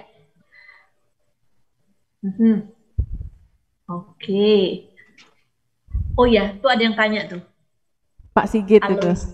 Tapi nggak apa-apa, Ibu dilanjutin aja dulu Bu. Kalau ada yang mau ditanya, masih ada yang mau ditanya? Sementara belum. Silakan. Ya. Ini karena tadi kebetulan terakhir juga sama Steve. Ada yang nanya Steve kalau mau S3 di mungkin spesifik aja ya, mau S3 di Zuidwestfalen ini di FH. Kalau Steve kan kebetulan habis dari master ditawarin lanjut ke S3, tapi pengalamannya Steve yang sekarang lagi ngambil S3, apakah semua seperti Steve, artinya S2 di lab situ dengan prof itu lanjut S3, atau mungkin ada nggak dia tuh student dari kampus Jerman di kampus lain di Jerman atau dari kampus lain di Indonesia atau negara lain? Apakah semua jalurnya sama seperti Steve? Ya kalau di lab saya sih kebetulan itu semuanya sama Bu kayak saya jalurnya. Jadi udah ada pengalaman kerja sama profesornya, terus profesornya nawarin buat PhD. Tapi itu sebenarnya nggak berlaku buat semua profesor sih Bu. Ada beberapa yang kita bisa apply sendiri, kita propose sendiri ke profesornya, atau enggak profesornya mungkin kenal dari tempat kerja atau dari tempat lain, habis itu di offer untuk ambil PhD. Jadinya nggak selalu harus dipromot, tapi bisa juga kita propose ke profesornya. Berarti misal nih gitu ya, ada yang misalnya Kak Ivan lah gitu ya, Kak Ivan kan udah ambil S2 tuh di UI dan di Taiwan double degree, terus saya mau ngambil S3 ke Westfalen, berarti yang dikontak adalah profesornya dulu ya? Iya betul Bu. Misalnya saya mau sama Prof Sung gitu, berarti ya mesti kontak sama Prof Sung, komunikasi, propose, topik penelitiannya biasanya mana yang lebih preferable? Apakah misalnya Kak Ivan gitu ya, saya mau masalah digital twinning, terus kemudian Prof Sung ikutan, atau sebenarnya lebih kayak gini, Prof Sung punya topik research apa, saya sedang topik research ini, saya bisa join nggak, kualifikasi apa yang saya mesti penuhi, bagaimana sebenarnya lebih mengikuti interest dari studentnya, dari calon PhD researchernya, atau lebih mengikuti interest atau expertise dari profesornya, Steve? Kalau case yang belum pernah ketemu sama profesornya atau belum pernah kerja sama profesornya sebelumnya, mungkin lebih cocok tuh kita harus punya topik dulu apa yang kita mau research, itu baru kita propose ke profesornya. Soalnya di tempat saya juga ada case yang dia kayaknya udah kerja di Bosch, terus dia mau PhD itu di bawah profesor saya gitu, tapi dia propose topik yang ada di company dia gitu, Bu. Artinya Prof memang mempunyai merasa ya mempunyai capability atau mempunyai expertise di topik itu. Misalnya tiba-tiba saya propose, Prof saya mau tentang ini ergonomi gitu, terus apply ke Prof Sung gitu, mungkin nggak disetujui ya. Iya. Saya mau ngukur pakai reba rula gitu. Saya mau ngukur reba sama rula Prof gitu, tapi yang bimbing Prof Sung gitu. Mungkin saya jangan mas saya lah gitu. Oh gimana? Kelihatannya gimana opportunity saya? Iya betul Bu. Jadi kalau kayak Profesor Sung contohnya kan dia kerjanya di lab automation technology, jadi harus yang berhubungan sama. Ya mesti ada di areanya Prof Sung. Kalau misalnya human factor mungkin yang diceritain tadi sama Chris gitu ya. Tentang human machine interaction yang relevan sama HoloLens, walaupun kita risetnya tidak HoloLens tapi masih relevan, masih ada opportunity gitu ya. Ya. Kayak gitu pasti kira-kira ceritanya pasti gitu. Oke, kita lihat lagi apa ya yang tadi di list. Terima kasih Steve, terima kasih Bu. Oke, saya jadi mau. Nah, itu buat anak saya Bu, bukan buat saya Bu. Iya, nggak apa-apa, saya mancing-mancing Pak, jadi tanya sana tanya sini gitu. Nah kemudian, oke ini udah pertanyaan penutup nih, ya. Jadi kalau kita sama-sama, kok saya suka gitu tuh. Sekarang saya udah umur berapa, apa yang sudah saya capai, itu saya ingat waktu SMA saya gitu. Saya di SMA bukan salah satu yang bukan best 10 saya, terus terang. Tapi setelah ketemu sama teman-teman, ada yang dia 10 besar, dia kerjanya apa, mungkin ada yang entrepreneur. Banyak teman-teman saya bukan termasuk 10 besar, ada yang ambil PhD ke Taiwan, ada yang ambil PhD kemana. Nah sekarang kalau saya ngajak nih teman-teman mengingat waktu SMA, sekarang udah sampai sini ya perjalanannya. Gimana? Puas gak? Atau senang gak dengan apa yang sudah dilalui dari tahun 2014 untuk teman-teman yang berempat dan dari 2016 untuk Chris? Merasa semuanya itu smooth gak? Merasa enjoy gak dengan perjalanan dari tamat SMA ke sini? Atau seperti seandainya waktu saya kelas 3 SMA atau selama SMA itu saya lebih perform, waktu saya kuliah S1 tuh saya lebih serius, sebenarnya saya bisa lebih bagus lagi nih hari ini. Ada yang diseselin nggak gitu? Istilahnya kalau saya bilang sama Kak Wadaf, what will you say to the younger you? Frankie. Ya lebih rajin lagi sih Bu. Dulu nggak rajin ngerasanya? Ya emang agak nyesel sih dulu kurang serius atau apa. Tapi ya karena udah sampai sekarang juga ya ngapain lagi kan Bu, melihat ke masa lalu. Mending kita fokus ke yang akan datang. Iya. Ya kalau saya pernah bilang apa butterfly effect atau apa ya. Jadi seandainya kamu waktu itu rajin ya lain lagi ceritanya. Apa yang sekarang dijalani kamu syukuri aja gitu berarti Frankie ya. Iya Bu, benar.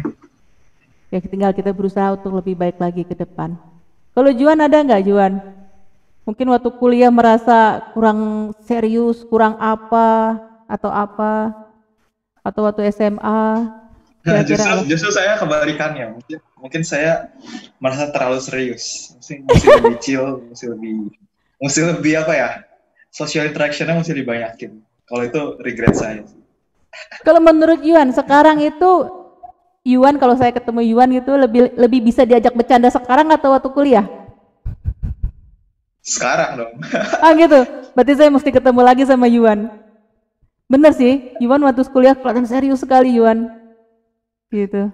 Tapi mungkin karena serius makanya sekarang ada di sini Yuan. Ya ada positif negatifnya lah. Lebih murah senyum sih Yuan kelihatan kok. Kalau Steve gimana Steve? Wah ini. Apa? Kalau saya sih mungkin harus lebih rajin baca aja sih Bu. Soalnya kalau sekarang kan apa aja kita harus cari sendiri, itu harus baca jurnal, harus baca paper juga, jadinya kalau nggak terbiasa tuh emang lumayan sulit. Betul. Nah ini mungkin sebelum saya lanjut ke Rihan sama Chris ya, kan ternyata mesti banyak membaca ya di PhD ya terutama. Kalau waktu di master mesti banyak baca nggak? Menurut Frankie, Yuan sama Steve, mesti banyak baca paper juga nggak? Iya Bu, soalnya kalau di sini sih kalau pengalaman saya kebanyakan kita kerjain tugas aja, itu referensinya tuh bukan cuma dari website doang Bu. Jadi kita harus benar-benar cari source-nya itu dari paper atau dari jurnal atau dari buku. Jadinya nggak bisa cuma kita search di Google, nyari di website, cocok, itu kita pakai, itu nggak bisa. Ya betul, karena paper buku itu sudah melalui tahap review ya. Nah, mengukur dengan apa ya kemampuan teman-teman nih. Ada kesulitan nggak sih mesti baca paper? Aduh, bahasanya paper kan lain ya sama baca novel gitu ya. Ada kesulitan nggak dalam membaca, berusaha memahami paper itu, paper buku? Mungkin misalnya, mungkin ada adiknya, jadi adik-adik kalau disuruh baca paper, bacalah. Kalau baca paper ngantuk ya memang itu godaan lah gitu. Tapi itu harus dibaca. Atau mungkin ada yang mau disampaikan nggak di sini mumpung ada adik-adiknya? Mungkin sama buat Kenny juga itu. Gimana, Steve? Kalau pengalaman saya sih awal-awalnya emang cukup sulit sih Bu. Soalnya kadang-kadang kita baca paper, kita juga cuma lihat dari abstraknya, terus kita mulai baca, taunya nggak cocok sama yang kita mau, gitu-gitu kan Bu. Tapi lama-kelamaan kita mulai bisa lebih mudah sih Bu, mengerti apa isi yang papernya itu, sama kita lebih tahu juga referensi yang mana yang harus kita cari. Gitu-gitu sih, jadi sekarang sih udah lebih terbiasa. Ya yang S3 nih terutama ya, tuntut banget. Artinya gini, kita kadang-kadang baca paper tuh kayak buat menjustifikasi, mencari pembenaran. Tapi ternyata sebenarnya kalau udah yang mungkin sama sih, kalau master di Jerman mungkin ya juga seserius itu ya. Artinya gini, kalau kita punya hipotesis gitu, ini pakai metode ini maksudnya ke A, pas baca paper ternyata jalannya ke B, kita mesti ikut ke B.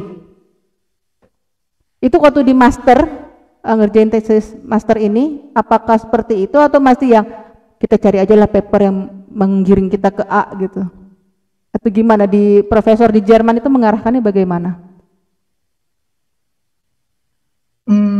Kalau buat tesis yang lalu saya kebanyakan justru referensinya itu dari yang sebelum-sebelumnya. Jadi saya ada beberapa kan yang lanjutin proyek dari kakak-kakak yang senior sebelumnya. Jadi itu referensinya juga salah satunya. Terus juga sama beberapa referensi yang masih baru, yang di bidang yang sama kayak saya sih, Bu. Tapi emang nggak semuanya saya ambil sih. Jadi kalau misalnya contohnya paper A itu ke arahnya ke B, tapi saya nggak mau ke arah full total ke arah B, jadi ya saya nggak 100% ikutin, Bu. Tapi ada beberapa approach yang dia pakai juga saya pakai. Gitu. Masih inilah ya. Tetap harus pilih-pilih. Ya, itulah seninya ya. Tapi gimana kalau Yuan ini dituntut suruh banyak baca juga nggak, Yuan?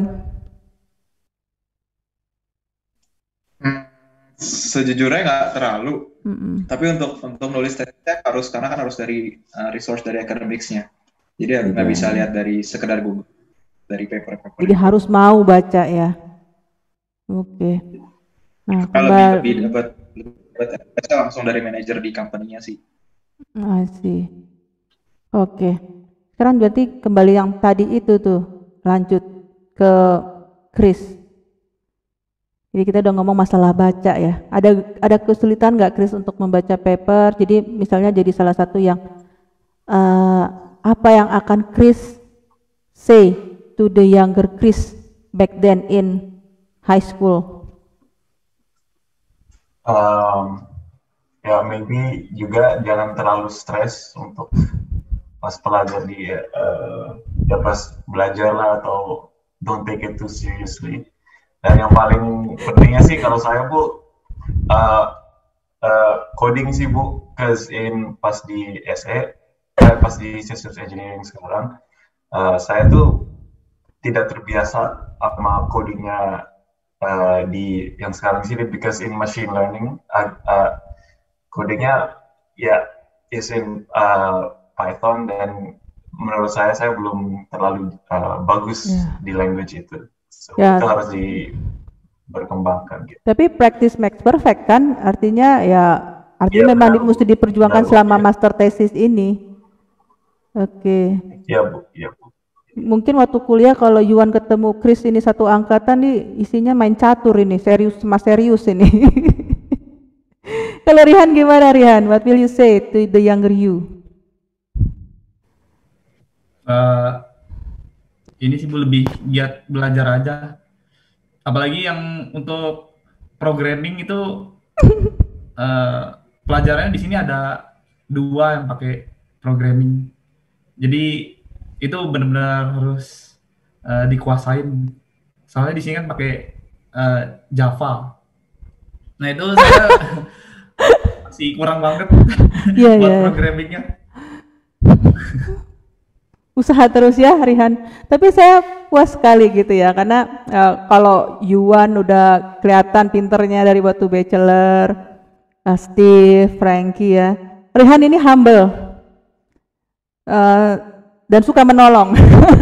Jadi termasuk waktu mengerjakan tesis project itu di lab, salah satunya itu kayak aja karena ini kalau diajak nolongin ini mau nih gitu. Jadi diajarin ya, sempat ngambil beberapa course sama Pak Toha, teman saya yang dari electrical engineering, kemudian programmingnya pakai Python ya, pakai Python, dan ternyata dengan background bukan electrical, Rihan ini bisa merangkai itu ya, perlengkapan dengan Raspberry Pi, terus bikin code-code-nya gitu ya, kemudian dengan Adit gitu ya, di-connect dengan database-nya pakai Java ya kalau nggak salah Adit ya.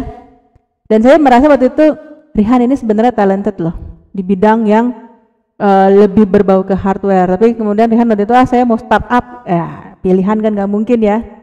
Ternyata nyangkut juga dia di situ. Jadi penglihatan saya waktu itu sebenarnya berbakat. Jadi ya kalau Rihan bilang mesti lebih serius, mungkin salah satunya itu ya. Kalau serius, gimana tuh Rihan bisa lebih? Wow. Oke. Saya rasa waktunya juga sudah 2 jam. Ini mungkin teman-teman juga ada yang belum sarapan, belum apa segala macam. Ada yang mau disampaikan buat beberapa adik-adik kelas di sini, ada temennya. Ini ada Kenny nih. Mungkin ada yang kamu daripada lama-lama di situ ngapain lo, kesini aja yuk ngikut ke SOS gitu.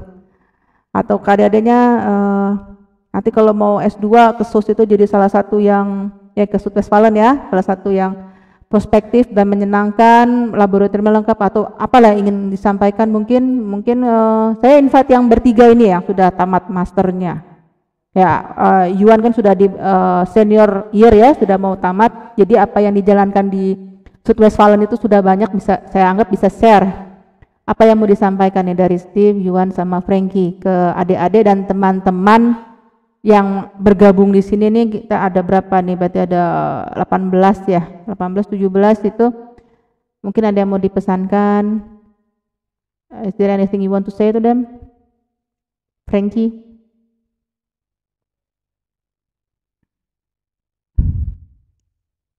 Apa yang mau disampaikan atau mau ini ngeledekin Kenny aja nih? Ini ngeledek terus tuh Kenny tuh di chattingan. Ada yang mau dikatakan, sampaikan sama adik-adik, sama teman-teman di sini. Ini juga saya rekam, jadi nanti saya pasang di YouTube. Kalau misal teman lagi nggak online sekarang, nanti bisa lihat rekamannya atau adik-adiknya. Ada yang mau disampaikan? Kak Frankie?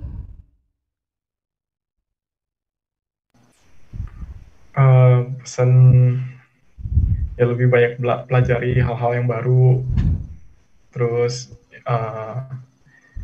ya jangan terfokus ke satu skills doang.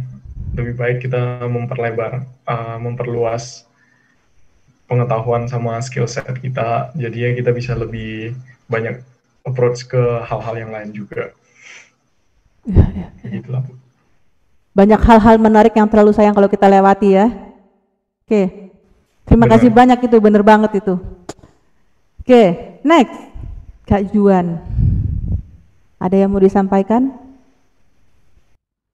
ke teman-teman dan adik-adik kelas? Kalau memang punya mimpi beneran kerja di Jerman, harus ininya sih, belajar bahasanya harus serius. Jadi harus dibikin goalnya, daily trainingnya, segala macam. Harus mencoba berani ngomong sama orang Jerman langsung, walaupun kan memang pasti awalnya belum fluent, tapi harus belajar keluar dari comfort zone sih itu. Kalau benar-benar mau kerja di sini. Benar-benar, aduh, thank you very much Kak Juan.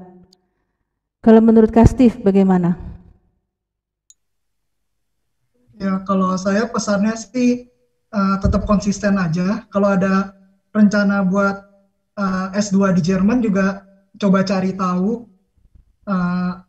ada universitasnya apa aja, ada jurusannya apa aja, karena banyak sih universitas yang offer kuliahnya itu bahasanya bahasa Inggris sebagai bahasa pengantarnya. Jadi ya coba cari tahu aja, itu ya kalau mau apply S2 ya apply aja gitu. Oke, ini ada yang saya terlewat nih mau nanya. Kalau mau kuliah S2 di Fachhochschule Südwestfalen, ngambil master tanpa scholarship, kira-kira bayarnya berapa? In total aja ya. Hanya untuk bayar, tidak ngomong block account. Kira-kira total semester 1 sampai tamat termasuk biaya tesis project. Habisnya berapa? Tidak ikut consider kalau dapat salary dari perusahaan tempat tesis ataupun dari researchnya Prof ya. Habisnya kira-kira total berapa? Ya. Punya hitungan kasar nggak? Kalau untuk biaya kuliahnya di luar biaya hidup sih hampir gratis, Bu. Kita cuma bayar satu semester itu sekitar 250 euro, itu pun untuk uang transportasi sebenarnya. Kuliahnya gratis? Kuliahnya gratis, jadi kita cuma bayar 250-an euro itu untuk kontribusi sosial sama untuk uang transportasi. Sekali itu? Enggak, setiap semester 250-an euro. Kayak uang kuliah lah ya. 250 euro, jadi berarti berapa tadi? 5 juta nyampe? Iya, sekitar 4-5 juta. Itu setiap semester 5 juta lah anggap ya. Lebih mahal kuliah di PTN negeri Indonesia ya. Jadi sebenarnya biaya hidup hari-hari. Kalau biaya hidup hari-hari berapa? Iya, bisa kalau habisnya. Kita di sini deposit itu 1 bulannya sekitar 800-an euro. Sudah apartemen sama listrik, air, makan? Iya. Iya, udah semuanya. 800 euro. Asuransi juga. Oke. Iya. Nah, kalau posisinya waktu Steve ambil S2 sudah kerja kayak Chris belum? Kalau Chris kan juga kerja nih posisinya. Kalau Steve waktu itu kerja nggak di Iya, lab? saya mulai semester ketiga baru mulai kerja, Bu. Oke. Itu bisa mengcover biaya hidup bulanan nggak yang apartemen, makan, segala macam itu? Kalau saya sempat awalnya kerja 10 jam seminggu, itu cukup untuk setengahnya lebih. Tapi kalau begitu pas saya kerjanya naik jadi 19 jam seminggu, itu lebih dari cukup sih, Bu. Gitu. Jadi kalaupun orang tua, ya mungkin kita masih butuh support orang tua, tapi lebih seperti backup ya. Iya, betul. Kalau masih bisa support sendiri, sebenarnya masih bisa ya. Kalau Yuan gimana pengalamannya? Mulai kerja dari semester Awalnya, berapa? Mulai kerja dari semester 2. Jadi awalnya kan semua harus provide block account. Itu buat sebenarnya itu bayar 10.000 itu bukan bayar sia-sia, itu buat deposit, buat living cost kita sendiri. Jadi dari banknya ntar ditransfer ke kita per bulan, itu otomatis. Oh gitu. Sistemnya biasanya di beragam kota beda-beda, tapi kalau di SOS bisa diganti pakai gaji. Nah, jadi kita kasih kontrak yang statement bahwa kita dapat gaji per bulan segini. Kalau udah di-proof, berarti kita nggak butuh block account lagi. Jadi itu membantu sih daripada bayar banyak besar di awal. Boleh tahu minimal dapat berapa per bulan minimal? Dulu saya 720, sekarang udah naik kayaknya sekitar 850 deh. Oh, jadi harus ada statement dapat salary dari perusahaan minimal 850 ya. Jadi kalau dapatnya 1.000 itu berarti udah nggak mesti boleh nggak pakai block account lagi. Tapi kalau nggak ada itu mesti pakai block account. Pertama datang ke Jerman, Yuan pakai block account. Betul. Pakai ya. Nanti kalau misalnya gimana caranya itu bisa ditarik lagi uangnya? Bila mana bisa diambil lagi? Kita buat jaminan kalau kita living cost per bulannya itu ada. Ya kan sekarang Iwan pertama datang kan block account, ternyata sekarang udah punya salary, ya kan? Itu boleh diambil nggak? Boleh. Karena kan block account aku udah habis cuma buat 1 tahun pertama, terus tahun keduanya extend pakai kontrak. Oh, aslinya setiap tahun mesti ini perbarui lagi block accountnya. Betul. I see. Ini informasinya penting sekali. Tapi tiap kota regulasinya beda-beda ya, Bu. Tiap kota regulasinya beda-beda.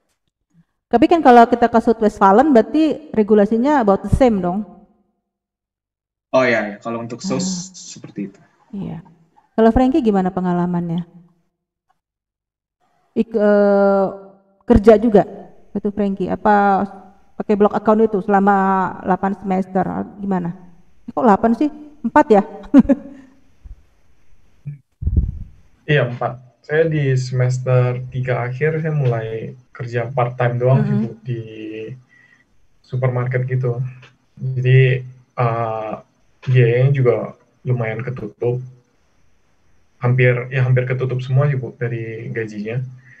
Habis itu ya karena saya udah lulus juga saya udah gak kerja lagi di sana. Terus sekarang makanya udah gak kerja 2 bulan. Sekarang lagi cari kerja baru kan, yang full time. Kalau kerja di supermarket itu cukup nggak memenuhi yang standar tadi berapa 800 euro per bulan? Cukup, Bu. Oh bisa, jadi kerja di supermarket itu bisa ya? Ya, bisa lebih, Bu, malah kalau overtime ya. Nggak, artinya kalau mau nggak overtime juga sih, Bu. Mau 20 jam bulan cukup sih, Bu. Udah hampir 900-an nggak, Bu? Ya artinya misalnya modal nekat nih, mungkin ada adik-adik di sini, udah aku mau berangkat gitu ya. Kebetulan ada kenalan di sana punya perusahaan apa, nanti bisa support surat bahwa oh dia kerja di perusahaan saya 900 euro. Berarti kan gak usah pakai block account gitu ya, misal gitu. Itu bisa aja ya kayak gitu. Sebenarnya lebih kejaminan. Kalau Chris ya alhamdulillah ya, begitu mulai karena memang lagi stay di sana langsung sudah ditawarkan. Berarti Chris Chris sudah di atas 800 juga berarti ya kira-kira ya? Iya, Bu. Iya. Kalau Rihan gimana nih ya yang baru nyampe nih? Kalau Rihan gimana? Untuk biaya hidup saya masih pakai blok account itu Bu, yang 800 euro per bulan. Tapi nanti saya ada rencana buat ini juga sih, cari part time nanti di semester 3. Ya nanti ini kalau ada mungkin teman-teman di sini tahu ada vakansi, Rihan ini pekerja keras kok, percaya sama saya. dia biasa belajar hal-hal baru. Udah saya yang promosi nanti bagi hasil ya. Rihan. Oke. Ya, jadi kalau Rihan ada yang mau disampaikan sama adik-adik sama temennya di sini sebelum kita tutup dan kita foto bareng? Ya, intinya jangan pernah menyerah aja. Oke. Pasti semua ada jalannya. Asal ada kemauan ya. Iya betul. Oke, thank you.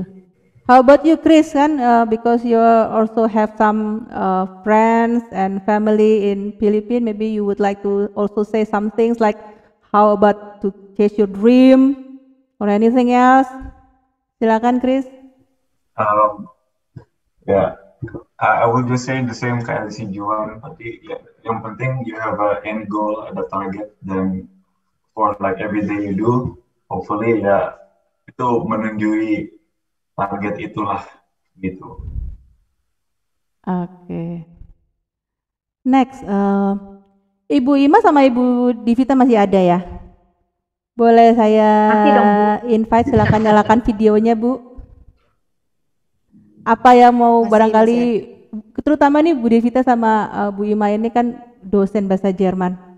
Apa yang mau disampaikan? Halo Ibu Santi, apa kabar? Apa yang mau disampaikan nih dosen-dosen bahasa? Kebetulan Pak Adit ini dosen AI-nya juga sudah ada perlu jadi pamit. Ini mungkin dosen bahasa Jermannya nih, ada yang mau disampaikan atau mau ngobrol lagi dalam bahasa Jerman? Saya akan menunggu dengan sabar. Tadi sudah beberapa kali DM ya namanya.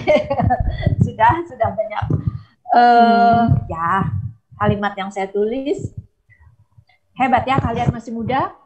Ya, semester 3 praktikum di sini, semester 6 di Jerman, masih sangat muda, dilepas di hutan belantara. Dan betul yang seperti Ibu Tanika bilang, pulang dari sana PD-nya luar biasa. Nah, sukses untuk kuliahnya. Hebat. Ya, keep up the good spirit aja, ya. Semangat terus.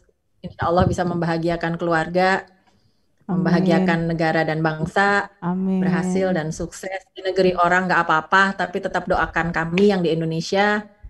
Jadi meskipun kalian nanti pun berkarir di Jerman, tapi tetap jangan lupakan tanah air. Apapun yang bisa kalian lakukan untuk membangun, ya, bentuknya bisa ide, bisa apapun juga. Support adik-adiknya. Terus kasih semangat buat adik-adiknya. Insya Allah berhasil semuanya. Gak kebayang ya waktu pertama masuk 2014 ini kan, ini termasuk angkatan yang bandel-bandel nih Bu, yang berempat Ibu. Aduh, tapi Juan mah nggak ada bandel-bandelnya, Juan mah apa juga. Juan nggak bandel, cuman galak Bu. Dia itu serius. Masya Allah, ini angkatan baik-baik banget ini. Oke. Kalau Waldorf itu yang nggak karu-karuan itu. Wow, tapi berapa tahun lalu ya? Gimana Ibu Ima? Waldorf itu. Iji juga mau ke Jerman. Iji ada di kelas saya waktu itu. Dia baru 1 bulan di Jerman ya, Chris? Iya Bu, benar Bu. Ya. Mau ke Jerman juga abis ini. Oh Bu, udah pulang malah Bu, udah pulang dari. Udah selesai dia. Semester 8 sekarang. Oke, setelah itu lanjut ikut kakaknya ke Jerman? Saya nggak tahu kalau dia maunya gimana. Oke. Oke. Itu saudaranya Chris? Adik ya? Iya Bu. Iya. Bu. Ini Chris ini keluarganya hebat-hebat ini. Kalau tadi yang kata Bu Devita Waldorf, nanti saya kasih rekam ya, Bu Devita pasti kagum melihat Waldorf. Waldorf sama Fendi sekarang udah di Jerman, tinggal di sana Bu. Unbelievable Bu, sama seperti ceritanya Ibu Ima, pulang dari Jerman, Pulang dari Jerman itu langsung berubah, dan Waldorf itu ngambil tesis master itu dengan dosen yang paling galak di antara kita. Lucu, jadi memang itu sangat menarik gitu. Cobaannya banyak ya, bandel banget. Iya, tapi pulang dari sana pokoknya hebat deh. Nanti saya ada rekamannya Bu, nanti saya kasih sama Bu Devita. Nah sekarang saya mau, boleh ya, saya mau invite kita foto bareng. Bapak Ibu silakan dinyalakan videonya, kita mau foto bareng. Semua kan pesertanya kan? Iya, semua pesertanya silakan dinyalakan. Ini totally 23 Grace. orang. Grace, Hafiz, Adlin, Almas. Ya, dipanggil dong ibu dosennya. Ya, semua. Ada keponakan, ya, ada semua. anaknya teman juga. Ini Grace, Hafiz, Adlin, Almas. Silakan, mari. Tidak usah malu-malu. Hai.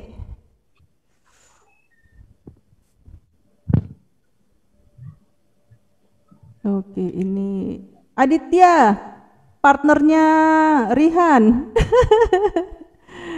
Waduh, Adit, nanti kapan-kapan saya undang juga, Adit. Dulu Adit sama Rihan ini tesisnya satu project, yang satu nanganin ERP-nya, satu untuk shop floor-nya. Hebat ini. Dan masih sampai sekarang dipakai untuk praktikum. Oke, saya foto dulu ya. 1, 2, 3. Mana fotonya? Kok nggak bunyi?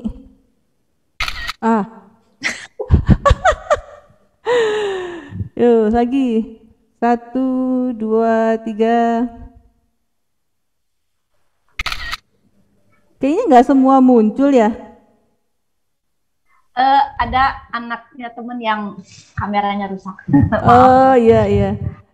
Baik, kalau begitu terima kasih banyak untuk semuanya, Bu Devita, Bu Santi, Bu Ima, teman-teman yang di Jerman, teman-teman yang di Indonesia. Terima kasih sudah ketemu, Kak Kenny. Terima kasih juga sudah muncul teman-teman dari angkatan 2014. Ini ada yang dari angkatan 2000 berapa juga nih?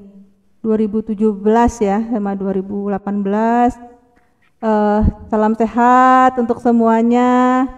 Semoga semuanya dalam lindungan Tuhan. Mudah-mudahan 2021 ini kondisi semakin membaik. Ya, terima kasih banyak. Salam sehat semuanya. Assalamualaikum, selamat sore dan selamat siang buat yang di Jerman. Bye bye. Thank you. Cheers.